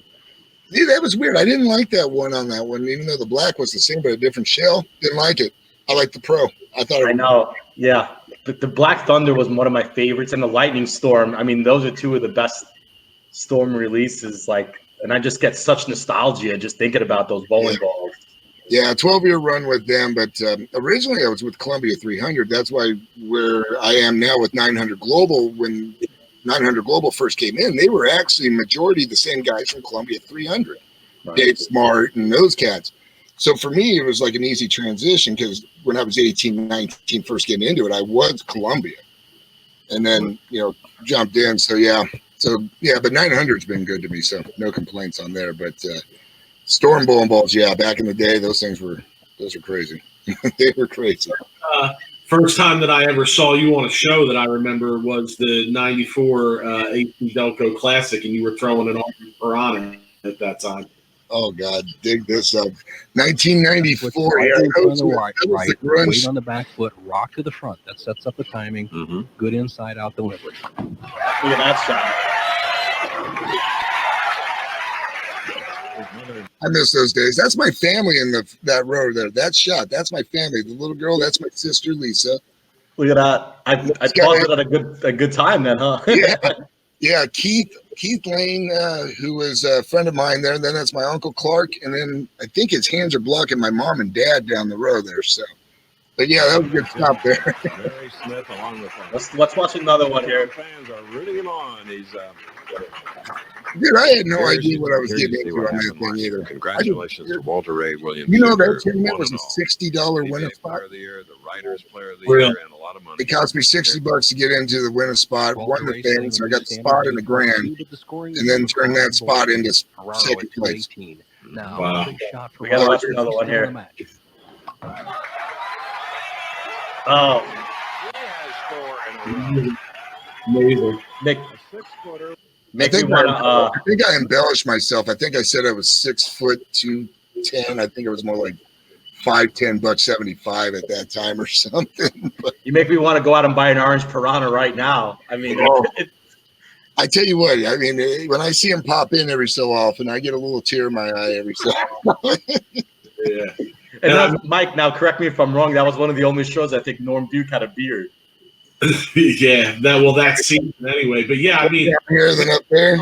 and have to face Norm Duke, and we're talking about like vintage Norm Duke here, like Hook in the Lane, Orange Piranha shit. So because that's what he was known for. Because I promise you, that whole week he was not doing that. He was not doing. Oh no, this was still TV shows do not play like they do during the week. Absolutely do not. Oh yeah, that starter kit there. Look at that. I'm telling you, that weekend was crazy because he made him look easy. I didn't make him look bad once I finally stopped being nervous. Because I would tell you what, live ABC, first show, home. The guy went commercial break after the fourth frame, and I went, "Holy shit, we're bowling! Holy shit, we're bowling!" I wasn't ready for it. Absolutely was not ready for that whatsoever. But yeah, that whole week, I mean, nobody could hook it like that. I was playing out towards the gutter, but I was playing it like a cheetah pattern. I was throwing it 8-3, maybe. I mean, I wasn't doing much with it. And a power torque. That's what I was throwing. The Piranha just paid a hell of a lot more than the power torque did on the show. Let's talk about that for a second because those days are long gone, right? And we brought that up on the show before about the difference between how there used to be incentives for guys to throw balls. Oh yeah, they got everybody under contract. Kind of, I'd say at a lower price. So, thoughts on that? Well, there were guys that were on contract still. Don't kid you. Back then, I mean, you had Parker and those guys that were all under their contracts. Plus, they got their incentive money. But the sales of bowling balls, especially in that little initial resin boom era, I mean, Columbia was pushing 1 million units out of their factory every year. 1 million. There's no way there's 1 million bowling balls in the industry that's going out right now. So, I mean, Columbia by themselves, big difference in what was going on. I know that the women, I heard this through Wendy McPherson, that the women actually got paid exactly the same incentive-wise as the men did on the shows. So, of course, when Wendy was running amok in the 80s and early 90s on Columbia, I mean, she said that she was making probably, because she made a lot of shows every year and stuff, she said probably about 125 a year, just on incentives, just on that. So, I mean, I got 13 for finishing second on that incentive. What you got for winning? It would have been 25 plus the 42 for winning. It would have been about 70 and change. I still got 23 and 13. Not complaining on a $60 entry. Not complaining. That's not bad. That's house money. That's winning on house money. I got to keep my amateur status for 4 years by not showing up and actually being nervous. So. Oh, we got to talk about your amateur status. You mentioned some of the mega bucks, and me and Mike, we love to get in, especially we know people had established great amateur careers, because we all know at one time you didn't probably even have to go pro. You were making more money bowling the high rollers and the mini eliminators and the world team challengers than you would make it on tour. Well, you figure every mega buck, and what were there, about 4 or so, 5 a year at this point? I mean, my eyes, a bad mega buck was not hitting 5 digits. I mean, that was considered to me a bad mega buck. Between the sweepers, the main draws, all the other extra stuff. Plus, if I got Mark Dyson fired up, he'd be my doubles partner. We go whoop ass on everybody. It was great because I got the antichrist of myself bowling and me. He threw it knuckles, and I got all. I mean. When he'd talk, I just kept my mouth shut and let him do his thing. I mean, they were best on the 1-2-3 board ever. That guy could play the one board like nobody's business. Actually, him and Don Scudder, if they could throw it right to left off their hand, they were deadly. They were deadly. But no, I mean, there was no reason to. I mean, there was, you had 1,100 entries at the roller when I first got into it. And they're amateurs, and they're coming in one game stuff. I mean, some of them are just got, they got a couple bucks and they were doing whatever. I saw a bunch of them just pick up a house ball, throw straight balls at it because they thought the $1,100 bet was better than throwing it in the showboat. You saw weird things at that time, so there were, your odds were good.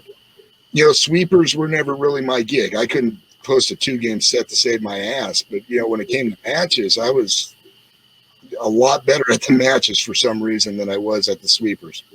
Who knows why, but it just was. Who's the worst memory you had from that? Who's the worst guy you lost to?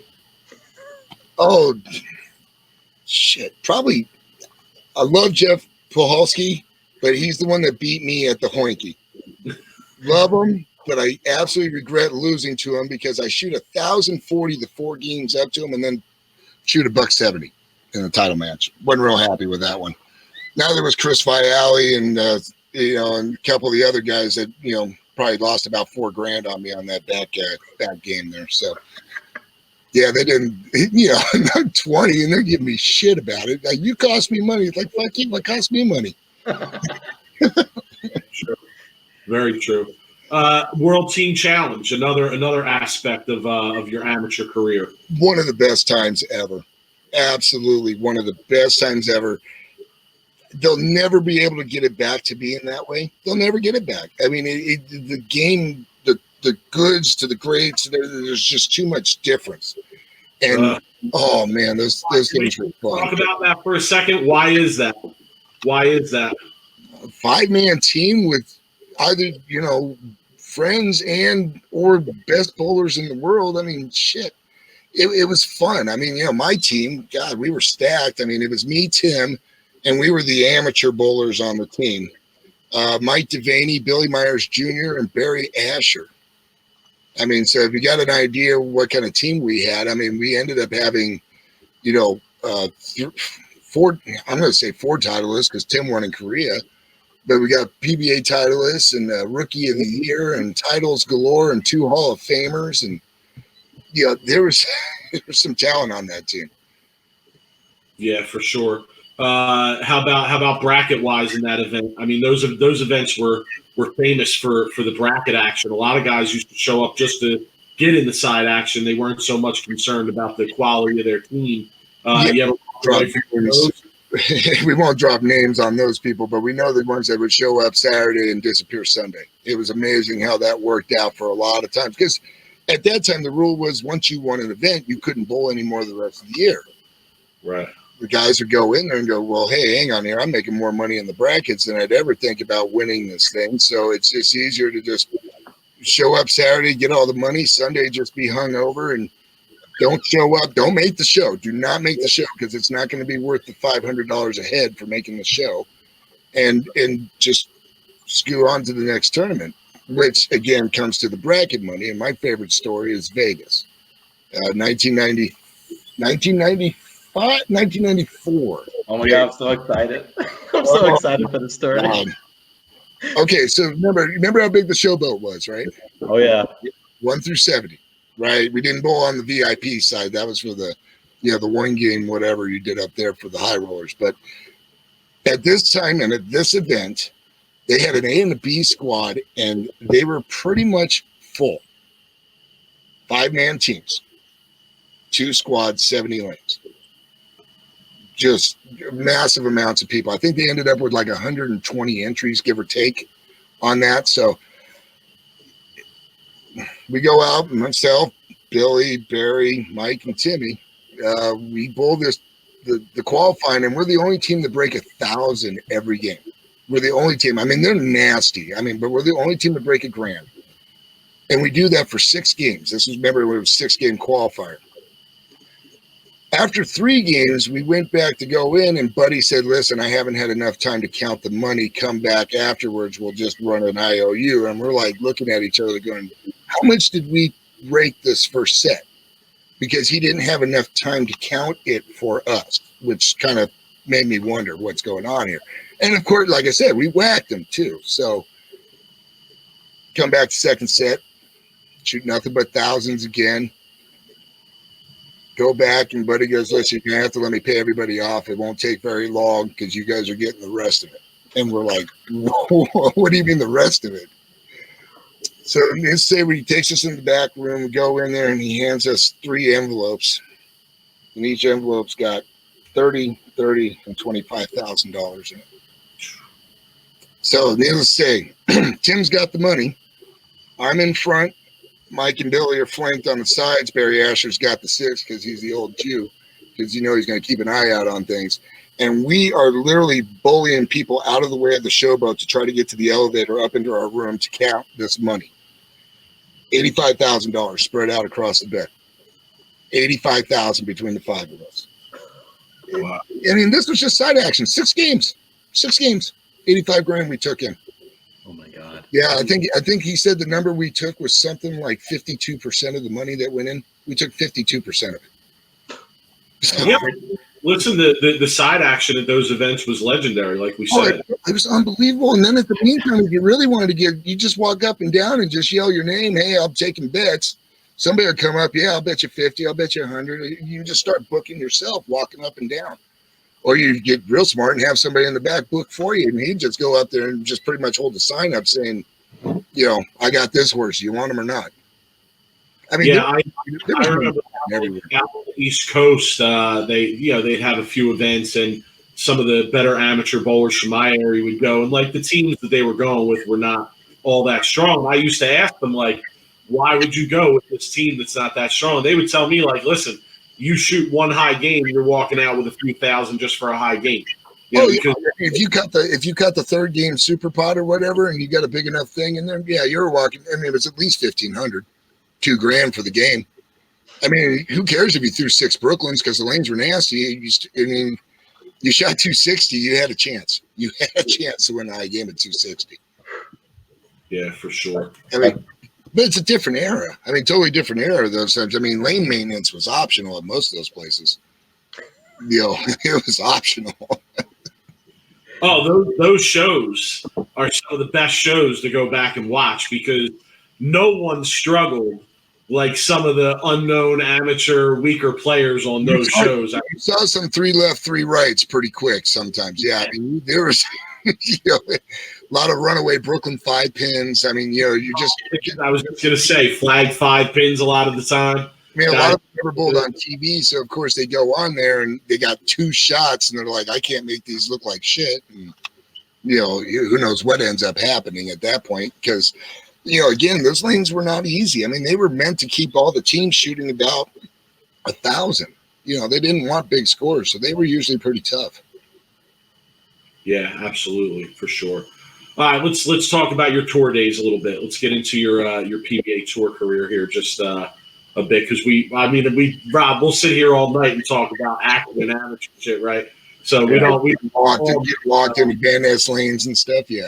Yeah, absolutely. Well, let's go there for a second. Any good one-on-one individual action matches from your career? One good one, and it's the only one I ever really did. I think I bowled Joe Scianna out in Long Island, but that wasn't fair. He cheated. Everybody bowls Joe Scianna. I know, and he goes to like crap and whoops our ass. I know. It's just the way. I bowled Joe Scianna. I mean, oh, yeah, we all did. But no, I actually had the pleasure of bowling against Judge and Rubio. Oh, there you go. Against Rubio. And Van Ness Lanes got called out on it. So I go there with Anthony Vigliotti and go down there. And pretty much right when I walk in, somebody gets on the PA and goes, "Hey, Robert Smith's here. We're closing down 30 minutes. We're not opening the doors back up till 6 a.m. So if you're leaving, go now. If not, you're here for a while." And I'm like, okay, we're in for something. Yeah. So, I mean, I don't know 2 shits from Adam, right? I don't know what's going on. And I'm like, who the hell am I bowling? And the guy goes, yeah, the guy on the lanes. I'm like, really? Okay, good. Yeah, so there's Rubio. So he gets done on the lanes, and I talked to him a little bit. Nice guy, and I still talk to him a little bit now. I mean, me and him talk about this story all the time. It's hilarious. But so basically, what he did is he ran the lanes 50 feet and kept 1 and 2 board dry as a bone, and everything else was just sopping wet. I mean, he knew what he was trying to do, and he just pulled in. He called me out because I guess he'd been calling every other power player out during that time. Rudy, Kelly Kaufman, you know, he was just, and it was just easy pickings. I mean, these guys were having a hard time breaking $130. And so go out and bowl, and me and him were just butting heads back and forth, back and forth. We go 14 games, go 7-7. I finally look at him. I'm like, are we done with this? Because it's like 5 a.m. He goes, yeah, we're done. So packing up our stuff and this, and he comes up to me and goes, dude, I thought I was going to make $5,000 off you. He goes, you're way better than I thought. I'll never ask you to bowl again unless I get you as a doubles partner and have fun. I'm like, all right, thanks, Rubio. And off we went. I mean, he was impressed I broke even with him. So, you know, but that was my one lockdown out there in New York. And that was a blast. That was different. And in the back, it had to be $10,000 bouncing back and forth in the back. Had to be $10,000 a game bouncing back and forth. So, I love that they God, I wish that they had bowling alleys like that anymore that would actually announce like someone was in the building and you guys are not closing. And that's an amazing story. It was crazy. Yeah, I mean, it was almost midnight anyway. So, you know, it was they were closing it down Sunday night, midnight. So they were just shutting it down. But yeah, apparently I was supposed to be the guinea pig and I broke even. So that was good. Yeah, no, I mean, listen, these are the stories that we love on Sweep the Rack. I mean, love it. Right, Rob, he's the second person to bring up those names from the New York area. We had Chris Barnes on a while ago, Rob, and you know, he brought up those names and talked about similar story of going in and bowling on a. Oh, Barnes got mad at me because he lost money betting on me against Scianna. That's why I remember Joel and Joe, because Barnes was pissed because I lost money for him. And Barnes, you know, if he loses money, I mean, that's a bad couple days there for you. Yeah, we heard he's tight. We heard that. Yeah, we had Tommy Jones on. Yeah, Tommy Jones was talking about how tight he was. Yeah. Oh God, Tommy will just run. Tommy will just he will just run. It was an amazing interview. No. Yeah, I remember. Yeah, Warren Guernsey bowling against him and Rudy. Me and Mark Dyson versus Warren Guernsey and Rudy Kasanakis in Cincy one night.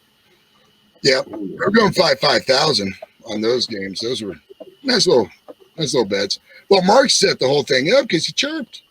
He just kept chirping, and finally Rudy couldn't take it no more. Said, "Fine, I'll do it. Who's your partner?" And Mark comes up to me and goes, "Hey, you want to bowl?" "Sure." "I got Robert." And off we go to go bowl. So how'd you end up at that night? We got him. We got him pretty good. Yeah, pretty good. Yeah, we had a nice little drink session afterwards. Me and Mark did afterwards because we did all right on Thanksgiving night. That wasn't too bad. I'm sure Mark had a few drinks. We'll go with that. We'll go with that.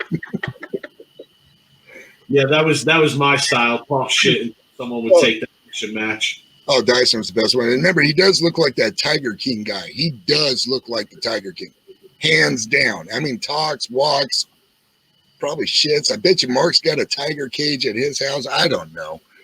But yeah, Mark Exotic. Yeah, he had his moments, that's for sure. Have you been watching Tiger King on quarantine here? Absolutely not. Nope. Oh, okay. I just got enough people on Facebook to tell me what it's about, and I go, okay, I don't need to know no more. I don't need to know no more. Nope. Well, if you hit that level of boredom, don't be afraid to go there. It ain't that bad. If I hit that level of boredom, that means I've got problems. I've got massive problems. So let's talk PBA, right? Let's talk a little PBA. Your career is it fair to say your career was cut somewhat short by injury? Yeah, I mean, I hate the fact that it got cut short. I mean, I really do. I mean, this was something that was completely out of my control, and the worst thing was the bowling was the complete cause of my hip and back problems. Absolutely 100%. I didn't bowl. I didn't have any hip and back problems. Second, I picked up a ball and tried to throw it somewhat normal. Forget it. I was done. Couldn't get through league. Couldn't get through anything. I mean, I tried to bowl the Masters a year and a half, and same crap. I had to withdraw a block and a half in because my hip and back locked up. Couldn't take the punishment of my one-handed style anymore. So it got pretty frustrating. I mean, I ain't gonna lie. It got pretty frustrating. I mean, I went home, tried to bowl 2 steps, 3 steps, couldn't do it. Got to the point where I couldn't even walk anymore. And I'm just like, okay, this sucks. And this was just up to a year and a half ago. Then in 07, 08, I made that little comeback after taking a year and a half off. But it was too much work, and then it started getting into like withdraw. And it just got to the point where people just thought I was just, quitting because I'd have a bad game. And it wasn't that. I couldn't walk. I couldn't walk normally. And so, if you want to not count the 2 years I bowled on tour, I mean, I think I had about an 8-year career. So, yeah, I mean, it got cut short pretty quick. Yeah, and it's funny because you look at your career, and I did a little research in going into this interview, and you're one of the few guys who every year of your career you made at least one show. Yeah, I was one of the few. Yeah, I was pretty blessed to at least make a show. Sometimes it was just me having a trick, or I like to think most of the time I threw it really good, but there were some shows I made where I knew I got lucky, or maybe had something I shouldn't have had and just got away with murder. But no, I mean, on the shows issue, I mean, I had a few cracks at it. I think I had something 30 plus shows I think I made, so not too bad. Yeah, and my point there, to follow up on the injury perspective, is just that when you hear a statistic like that and you put yourself in a category where you usually don't see a lot of guys, like I said, in a category like that where they consistently make a show every season, or every time they're out there, you're hearing their name. I would expect there to be more wins, right, in the career. But obviously with it being cut short, that kind of explains that. You talked about the regret there a little bit, and I want to make a comparison here that I did in the beginning of the intro. Belmo is the new power player, right? He kind of redefined the power paradigm, I guess you could say. Absolutely. Absolutely. But you were that. You were that when in that show that we just brought up with Norm Duke. You you kind of were doing the same thing. You were redefining what power meant in bowling at that time. So I was pushing the limits. Yeah, I was. I was absolutely pushing the limits of what you could do with a bowling ball. I mean, I had people tell me that I was a disgrace to the game too, because I would loft the ball over the left gutter and play retarded angles and whatever you want to call it. But at the same time, it was an advantage to be able to throw the ball this way, because when I had it, most people didn't. And that was my trick that I had to get through. Either I could bang on it and hook the lane, or I could throw it 100 miles an hour and still have enough power to get the revs to get the ball to pick up. I mean, there was a definite trick that I had. But what Belmo has done with the game is he's just taken what you can do with the bowling ball and has made it 3 times more efficient than anything I could have done. I mean, that's what he's done. He's just made it efficient. And that's why you don't see him having the issues and the problems I had at this age. Hey, Robert, real quick. When you say efficient, I just want to be clear. You're talking about the motions of the body, I would assume. Yeah, I mean, for me, the motions of the body, the torque, the twisting, because what basically my hip would do is when I would get the ball up into my backswing, my hip would actually stick outward. So it would hyperflex, I guess you would say. And then when I come through the shot, coming down through the shot, my hip would actually go the other way and invert itself. So basically, I'm sitting there going back and forth playing the accordion on my hip over 25 years of bowling the way I did, and it finally just beat me up. If you watch Belmo and watch how the two-handers get it, where the backswing's not very far back, they don't have that big, giant hip motion that I did, and I think that's going to allow him to keep going much longer in years than I got. Wow. I got to say, that's shocking to hear, because most of the time you're hearing the opposite of that. Of two-handed bowlers, tough on the body, they're not going to be able to continue, and you're taking the opposite stance. Well, here's the thing, though, and I got to ask this, Robert. You dabbled in some two-handed bowling, didn't you? Still dabbling. You're still dabbling. How's that going? Is that good? It's been a year and a couple months, actually. It's been a year and a couple months doing it. I'm a terrible spare shooter. I average about 205 on a house shot, because thank God I can strike, because otherwise I can't make a spare. But I'll tell you what, if I didn't have the ability to bowl two-handed, I wouldn't be bowling at all. And that's the God honest truth. I can bowl 8 games a day two-handed, come back next day and do it again and do it again. And my hip never hurts. I don't feel tired. I don't feel beat up. I go bowl regular league, one-handed, 3 games, I'm destroyed. I'm absolutely destroyed. You're bowling two-handed to save your body physically. It's just so I can bowl. I mean, there's no other reason. There's no other reason besides I can bowl. That's it. That's pretty incredible. That's something that I didn't expect. Are we going to see a two-handed Robert Smith in PBA 50 competition at any point? That question's been asked a lot, and if I can make a 10-pin, I will let everybody know that I can make a 10-pin, and then we'll take a chance. But until I can make a 10-pin, because God forbid, I mean, that's a coin flip right now, too. It is a coin flip, but I don't know. I got 3.5 years still. I'm 46, so it's not like it's I mean, it's coming up, but it's not like right around the corner. So we'll see. I've got a lot of people trying to help me out. I mean, Belmo was one of the first guys to come out and reach and say, "Hey, I heard you're throwing two-handed, mate. What do you mean?" It's like, the only thing he can tell me is throw it faster. Throw it faster. It's like, okay, faster. That doesn't make sense to me. But he was the first one to help me. Take it for what it is. Is Wikipedia correct that you bowled back-to-back 300s with plastic and lig last year? Yes. On lanes 1 and 2. On lanes 1 and 2. I threw the front 28. One-handed or two-handed? One-handed. And that was right before I went to the Masters and my back went out. And then that was about the last time I bowled one-handed. What plastic ball was it? Team USA Visible, 16 pounds. Wow. Wow. Is that how easy house shots are today? Jesus Christ.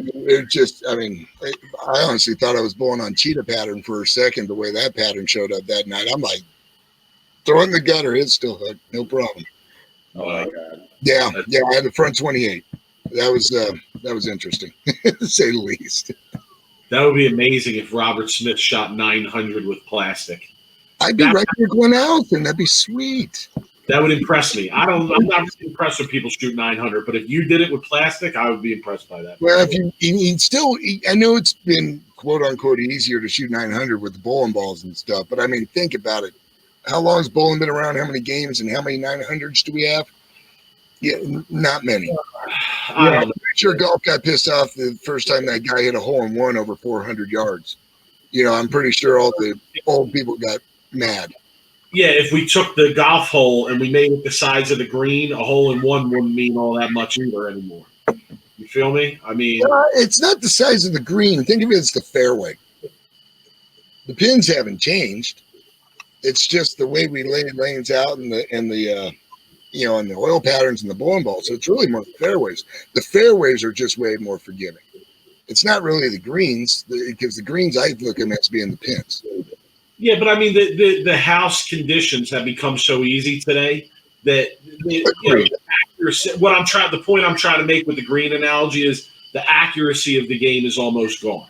Yeah, right? And the hard part is trying to make sure that people can somehow try to differentiate between recreational bowling and competitive bowling.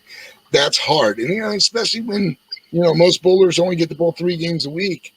They're not going to go in there and go, "Hey, I want to struggle." They don't really want to do that. I mean, and so, take it for what it is. I mean, but, let's be honest. Most of the guys that have thrown those 900 sets, they got to throw it halfway decent. They can't just throw it out there like an idiot. There's no way on that. No, I agree. So, PBA Tour career overall, and we've had this argument in other ways on this show, so I just want to throw it out there for you. You have 7 titles, 8 if you count the title overseas, right? You have, yeah. I think it was in Malaysia, was it? The other one was in was it Hong Kong or Philippines? The Philippines. Yeah. Manila, yeah. Yeah, Manila. Okay. So you have the 8 titles there with the little asterisks on PBA.com, whatever. One of those is the U.S. Open. Hall of Fame. You deserve to be on the Hall of Fame? Yeah. I would like to be on there, yes. Do I deserve to? It's not my choice. I mean, I could sit there and say I deserve it all I want, but, what do we really deserve? So, for the body of work that I did and the amount of time that I bowled in, I think I'd like to think it's worthy enough. But again, based upon what the PBA criteria is for Hall of Fame eligibility, you need 2 majors or 10 titles. I'm in that 1 and 7 range. I'm right in the middle. If you wanted to really get technical and count some of the tournaments I bowled internationally back in the 90s that I won that are now equivalent to a PBA title now in those same events or venues that I bowled in back then, I might be pushing about 13 titles now or so. So, it's hard to say, but I'd like to think I'm Hall of Fame eligible, but, I think at that point it's going to be more of, do the people think that my body of work outweighs the quantity that I achieved, I guess. Rob, honestly, I can't, and I'm talking to Brooklyn Rob here, I can't imagine a PBA Hall of Fame without a Robert Smith, man. I mean, throw the wins out the window for a second, right? Throw the standard out the window. I mean, just his impact on the game and the way that he changed the paradigm for what power meant in the game for a long time. I don't know. I just find it hard to believe that you could have a Hall of Fame without a guy like him in there. Thoughts, Rob? I mean, no, I agree. And I feel like titles it's just, I don't want to say it's just a number, but there should be other aspects of what you did in your PBA career other than just win titles, right? Like, I get there has to be a standard and whatnot, but I feel like the PBA should look at other aspects and stuff like what you just said, right? Like changing the game and international, right? Like, I feel like that should be looked at as well. So yeah, I agree with you. I mean, I feel like Robert should be in the Hall of Fame. And if Tom Clark, if you're listening to this, get your ass into the Hall, get Robert in the Hall of Fame. You heard. do That what would get you everywhere on my end. I don't know about Tom there, but Whatever. Hopefully, I don't want to get fired. Listen, hold on a minute. Rob, Brooklyn Rob, we advocated for the PBA playoffs to become a title. We were the first people to be out there saying, it's bullshit. It should be a title. They made that shit a title. We're telling them, get this shit done. Get Robert Smith eligible for the Hall of Fame. He deserves it. That's bullshit if he's not in the Hall of Fame. I'll be the first to say it. I appreciate it. Do you follow the game today? A little bit. I mean, I wouldn't say I'm quite a diehard like I was as a kid growing up, where I knew everybody and anybody that came on a show. But I follow enough. I follow the guys. The one bowler I really like watching right now is Simonson. I like watching his game. I like his versatility. I think sometimes he overthinks it on TV. He drives me nuts sometimes on watching his moves, but the kid's going to learn. I mean, he's young. I mean, what is he, 22, 23 tops, I guess? Yeah. He's got Robert Smith balls. He just doesn't give. He doesn't care. He just goes out and bowls. He's not worried about what anybody thinks. I'm going to go bowl. And, the thing is his touch, just from watching his different shows. I mean, he really has a good grasp of his physical game. And that, to me, is a lot more fun to watch than, some of the other guys that just, you can kind of watch like, okay, they don't quite get how to change their physical ability enough. Belmo changes his physical game tremendously. And that's why those two guys are really first and second as far as who's out there. I mean, there's really not a close third, if you ask me. And it's just because those two-handers, those two guys, know how to physically manipulate a bowling ball. That's what they know how to do. Simonson's talent at his age, and what he's doing, it's sick. It's sick. Really good. It really reminds me of. I mean, he is like the future. Like really, like he's going to be the next. And he's going to be around for a while. He's got a good head on his shoulders. I mean, he's going to be around a while. So yeah. So I gotta tell a real quick Robert Smith story that I had the honor of having, at least when I was an amateur, still an amateur, but when I was a young kid, I was bowling the high roller and the mega bucks, the mini eliminator. And one day I was coming home. It was probably like 1 a.m. or 2 a.m. I was at the Orleans Casino, and I was walking through the bar, and I saw Robert at the bar. I went over to Robert. I said, you know what? Like, I really haven't ever talked to Robert, like, seriously, but I'm going to go and try to talk to him and pick his brain because, Robert's had success, and I want to try to get into his mind and what he's thinking about. So I asked him a question. I said, Robert, what do you think about when you bowl? Like, what do you think about when you're on TV? And he looked at me and he said, 2 words, I strike. and I said, that's all I needed. I literally, awesome. Yeah. I mean, it was just, till this day, I always think about that story. Like, I love that saying. And you know who told me that saying? One night in a bar in Japan, kind of drunk, Mr. Weber, Pete.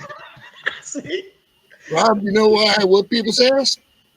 I don't worry about anything. I strike already. That don't mean anything. I know I'm going to strike. All I got to do is just show up. All right, Pete. But yeah, he just said, he goes, I strike. I go, what are you doing? He goes, I strike. I don't think about anything. He goes, I go up there and I strike. That's it. Nothing else. Mike, next time you go in league, Mike, only 2 words you should think about is I strike. Well, I mean, listen, if it's Pete Weber, there's 2 things you got to keep in mind. I strike and keep it loose, right, Rob? Oh, yes, absolutely. I don't have to carry them out of karaoke bars, but that's for another day. That's a whole nother podcast. That is a whole other podcast. Oh my goodness. So have you, like, I guess what I want to ask, if you're still following the game, is we kind of feel, or there's a vibe in bowling right now, I guess, that it's kind of on an uptick. Fox, the deal with Fox and what's been going on, the PBA playoffs last year was really good. The team event in Bayside is a very different thing that they're doing. Comment on any of that. I mean, what are your thoughts on all that? I mean, first off, the Fox shows are, I mean, compared to anything else that's been put out there, it's second to none. I mean, they are much better than the ESPN shows. the CBS. I mean, God forbid that Fox show, the original Fox show that they had on me back for the U.S. Open. The biggest thing I think is now, first off was that blue oil. At least it gave you kind of an idea what's going on with the lane. But that specto thing, that graph where you can see the miles an hour and location and how it that has got to be the best thing in the world as far as explaining what's going on with why the guys are bowling. As far as the uptick goes, I just think this game has gotten to the point where you have to be smart. You can't just be physically good throwing the ball. You have to be smart, see motions, understand your equipment. I mean, good Lord, the equipment nowadays and the information required on the equipment compared to when I bowl. They would consider me stupid. They would absolutely consider me stupid with my level of knowledge on a bowling ball versus what these guys know now. It's just a lot more of an information game. And I think the ones that understand and truly get the game are the ones that are much more cerebral. I think they're much more into it. And I think they're understanding too that, you can throw it physically good and still be smart with it and understand it. So I think there's a better grasp with what the game's going on now. And I think that's why you're seeing the uptick a little bit. What about the personalities on the show? Rob and I talk about that all the time. You used to bring the fire to the show. You used to like to get into somebody's ass on the show once in a while. Oh, yeah, I chirped. I usually try to make sure I was talking to myself, but it was loud enough for everybody to hear. Yeah. Do you think that the PBA needs more of that? We feel like it needs more of that. You need a lot of it. I don't think you need a lot of it, but you need the right guys to do it. Kyle, I won't say Guppy, Kyle Troop, he's the right guy for that kind of moniker where, he out there flamboyant, picking his hair, that kind of stuff, is good. But I couldn't see like Simonson chirping or, the Belmo Rash thing was kind of okay, but it was petty. There's no reason to, be petty as far as that goes. But, as far as what they got out there is pretty good. I think what they have a problem with, and this is what the PBA has always had a problem with, is you don't get the same faces on every week. Not to say that I want the same 5 guys every time, but you gotta, there's got to be a way to sit there and make these shows 8-man fields, 12-man fields, something like that, where people can start getting familiar with the players a lot more than, I caught him here, I caught him here, I caught him here. That's the hard part with promoting the players, is because you only get 5 guys to promote every week for, it's not even 90 minutes. It's really, what is it? Minus 27, 63 minutes. You only get 63 minutes to promote 5 guys every week. And that's tough. But without the advertising dollar, you can't generate enough money to get more, TV time. So it's hard to push. So it becomes hard. I think that's just their one small problem with it, is they just don't have enough people to push every week on there. If they could get 8 on a show every week, it would help, because you would get 4 of the 5 superstars on every week to start maintaining and people watching over and over. Yeah, interesting. All right, we want to get you out of here soon, because we don't want to keep you too long and wear out our welcome. A few quick ones before we get out of here. Who were your roommates on tour? We always like to ask that. Oh God, a few of them out there for sure. Brian Himmer had to take me in early because our ball rep Brian Berg, I was supposed to room with him in his motorhome, and he kicked me out after 3 days. Right when I jumped out on tour. Why? Why'd we get kicked out? He had to take me under his wings for a couple weeks, and he got forced into being my friend, I guess, at that point. But Kurt Pelon. Rob, you remember Kurt Pelon? Oh yeah. One of the smartest bowlers that I know. Pelon and Guernsey, it was us 3 trolling around rookie year, 98. We're trolling around in either the Royale with cheese that Pelon had, which, the car was worth $800 and the sound system was worth $8,000. For Guernsey, trolling around. I remember traveling through Texas with Guernsey, trying to find a regional somewhere nowhere, Texas. And, those were my first 2 roommates on tour. And then Richie Allen, or Dick Allen now, Richie Allen, and Lee Vanderhoff. And then from there, it pretty much it got to the point where it was like, nah, okay, I'm done. Room by myself a little bit more. So, Brooklyn Rock, Lee Vanderhoff, JD2 legend, son. Oh, I've heard his junior career was rivaling mine. That's what I heard.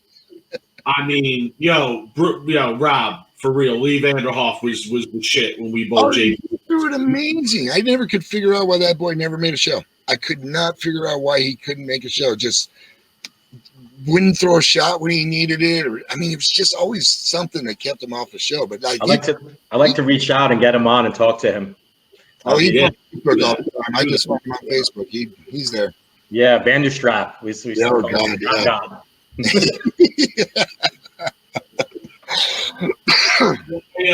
did you get kicked out of the motorhome? I don't know. I wasn't there long enough to piss anybody off. Actually, you know what I think it was? Because remember, he was the ball rep. He was the ball rep for Storm at that time, beginning of '98. So, and I think we kind of butted heads a little too early on this. So, for all the technical talk that people want to know, first stop was Brentwood, California. I go in there, and I'm practice session, and Brian Bird comes down with this brand new Thunder Road. I'll remember the Thunder Road that came out, right? Okay. Not a big fan of that ball, but besides that, so he comes down and pops this ball right in front of me. He goes, give this a shot. And I go, did you drill that? He goes, yeah. He goes, I copied it off one of your bowling balls. I said, great. And I look at the layout, and the pin is in the leverage point, and the CG is stacked with a hole. And I'm looking at Brian, and I'm like, Brian, why'd you drill this for me? I go, this isn't going to work. There's no way. I'm going to flare the ball so much. It's ridiculous. He goes, oh, no. He goes, you're going to love that ball. Pete Weber's down there crushing him with that layout. So I gave you the same layout as Pete. Okay, me and Pete Weber do not throw it the same.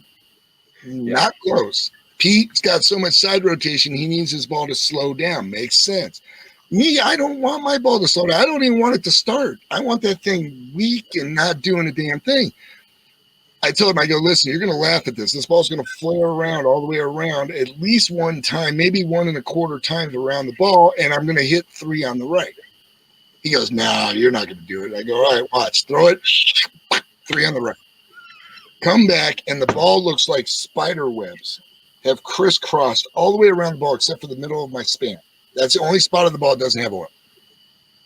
He goes, oh, wipe it off. Try it again. I don't think you threw it right.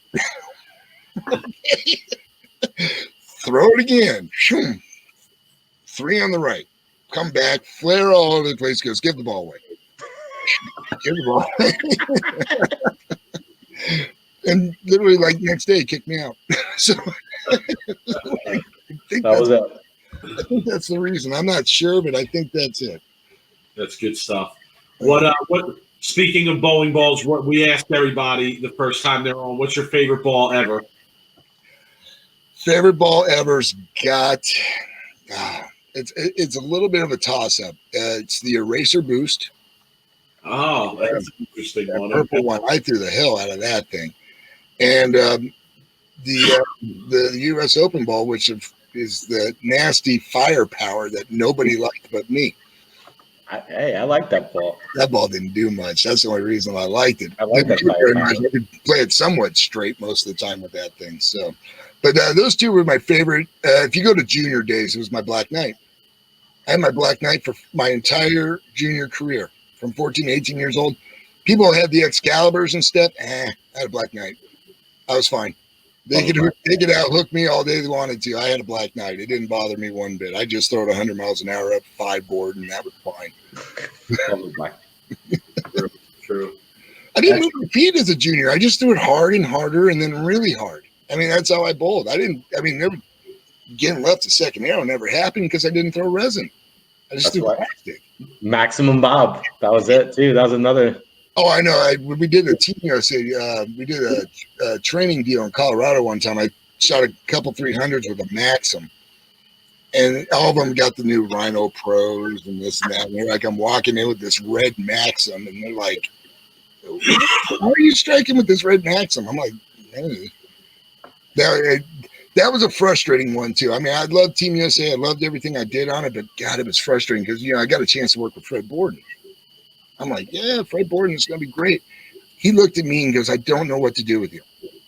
He goes, I don't know what to do with you. I mean, Barnes, Healy, they got work on it. I mean, he came with me 15 minutes and he's like, I have no idea.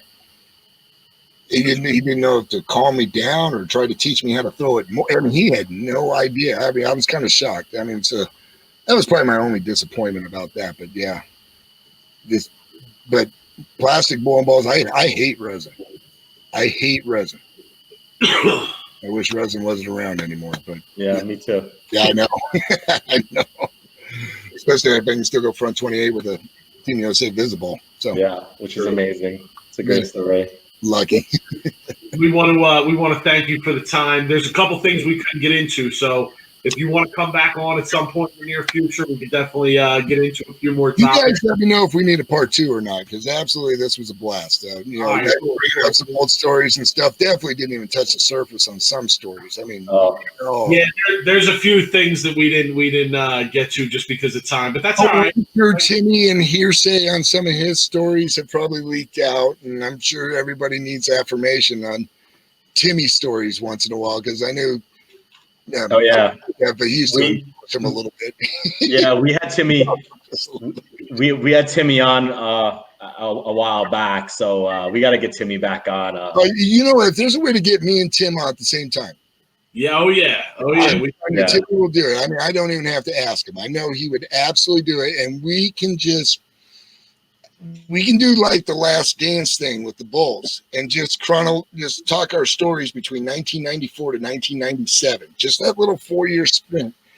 I mean, you want to talk about eye-opening bowling tournaments and things, and getting hustled around by the Yakuza and stuff. I mean, just oh yeah. I mean, bowling. You think bowling was shady out in your guys' neck? Oh my God, no. Southeast Asia is shady. Save those stories for Sweep the Rack. We want exclusive rights on that story. Book that. We're gonna name it. We're gonna do we'll do a series and we'll call it Godzilla Invades Japan. Godzilla Invades Japan. Yes, we are. We're gonna do it. So listen, we appreciate the time. You said you're with 900 Global currently. Yeah, been with 900 Global now for 9 years. I tell you what, their stuff is awesome. I just wish I threw it better than I do now, because I am not taking advantage of how good their stuff is. I mean, I'll be honest, first couple of years with them, but the last 5 years or so, their stuff is just downright amazing. I mean, every ball that comes out, I know what to do. I know what it's going to do. It's easy for me to sell to my customers. So, I mean, they're nice. I really like the company structure and what they're doing. Really do. And as you mentioned there, you're in the pro shop business. Yep. Yeah, I own the pro shop out here, Buena Lanes in Ventura. I've been doing that for 6 years now. So yeah, it's been a nice little gig, and got married in between that time, and so now I got a normal life, I guess. Normal. Congrats. Seriously, Robert, we appreciate the time. Really, it's been awesome, and we'll definitely take you up on that. Thank you for letting me reminisce a little bit. Absolutely. Cheers, Robert. Thanks, Robert. Cheers, guys. Thank you. Stay safe. Absolutely. Bye, guys. All right. So, Rob, awesome, man. I mean, that's somebody who's like idol from back in the day. Well, I'm gonna lose sleep tonight. I want to hear that Yakuza story. I gotta know what that was about. He ended on a big cliffhanger. It's like you gotta email me back tomorrow. Tomorrow.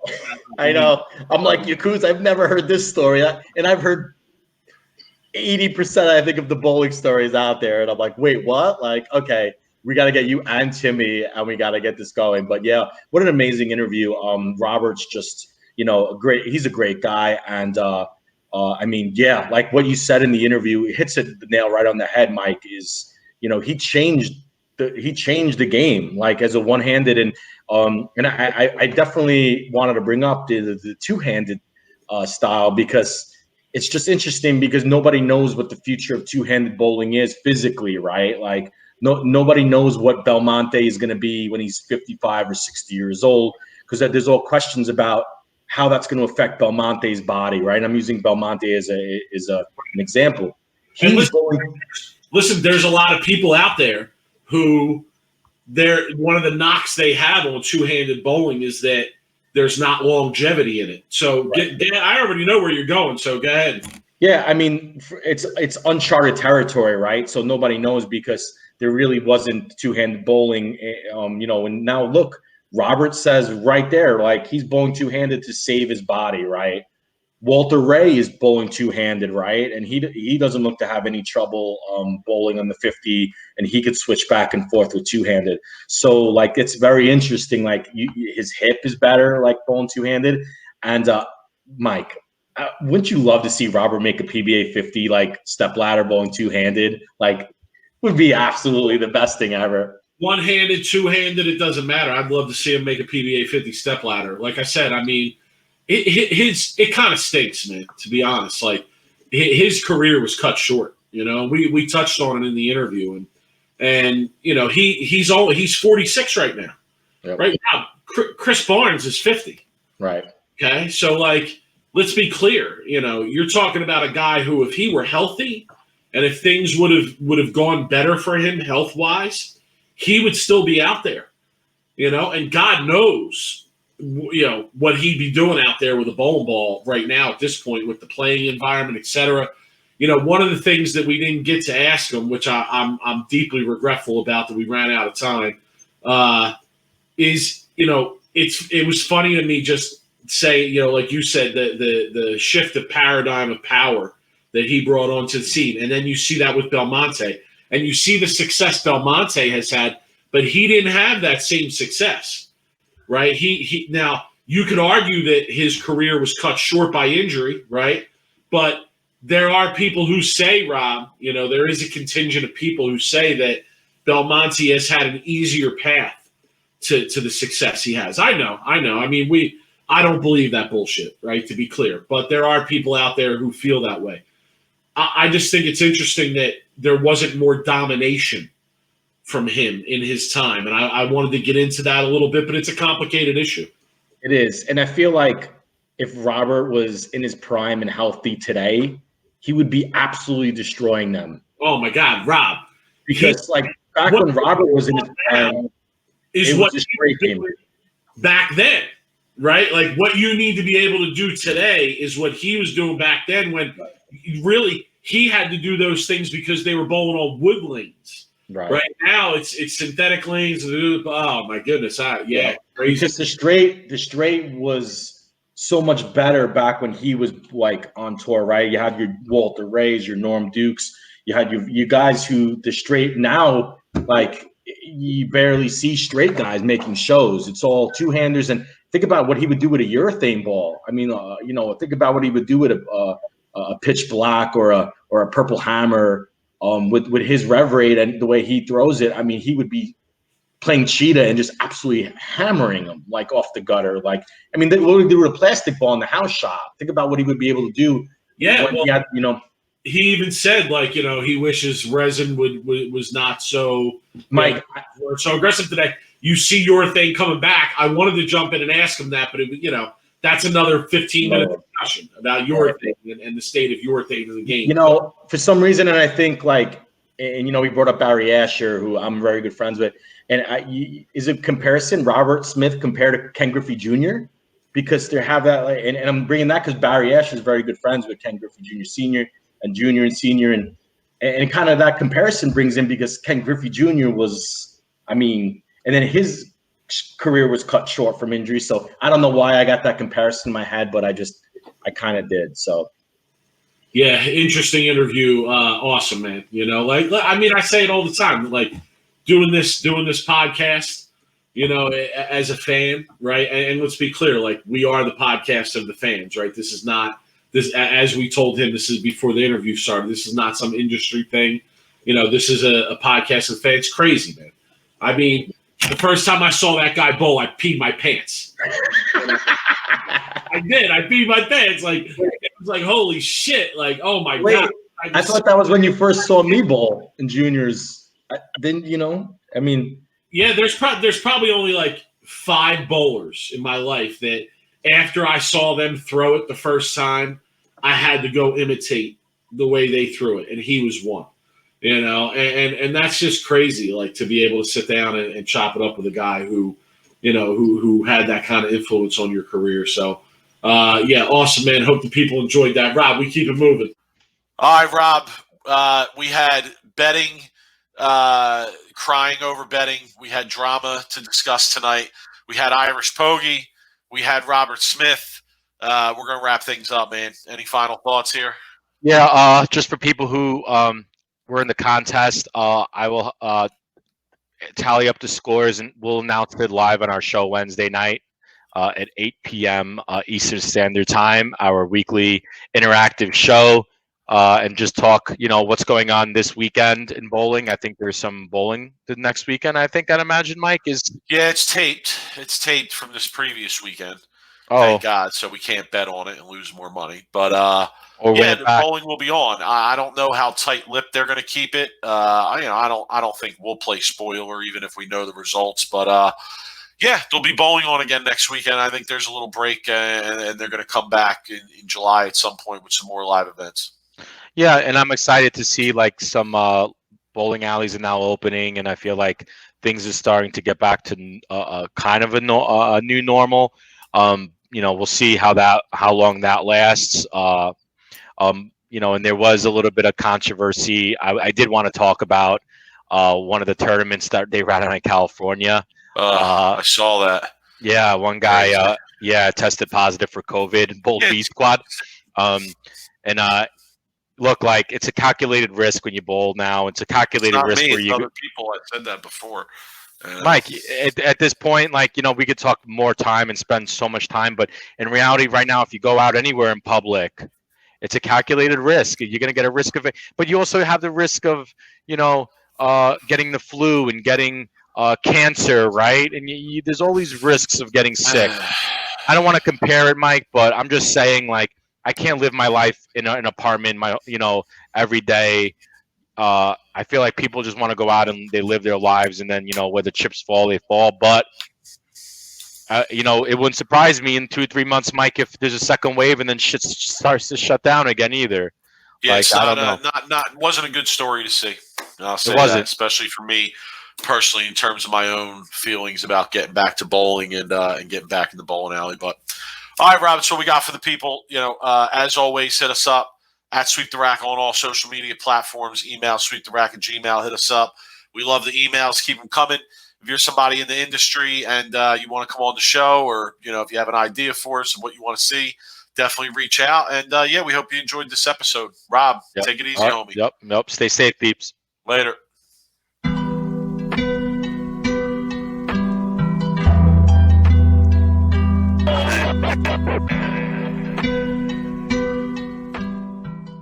You are now listening to Sweep the Rack podcast featuring Brooklyn Rob and Big Mike.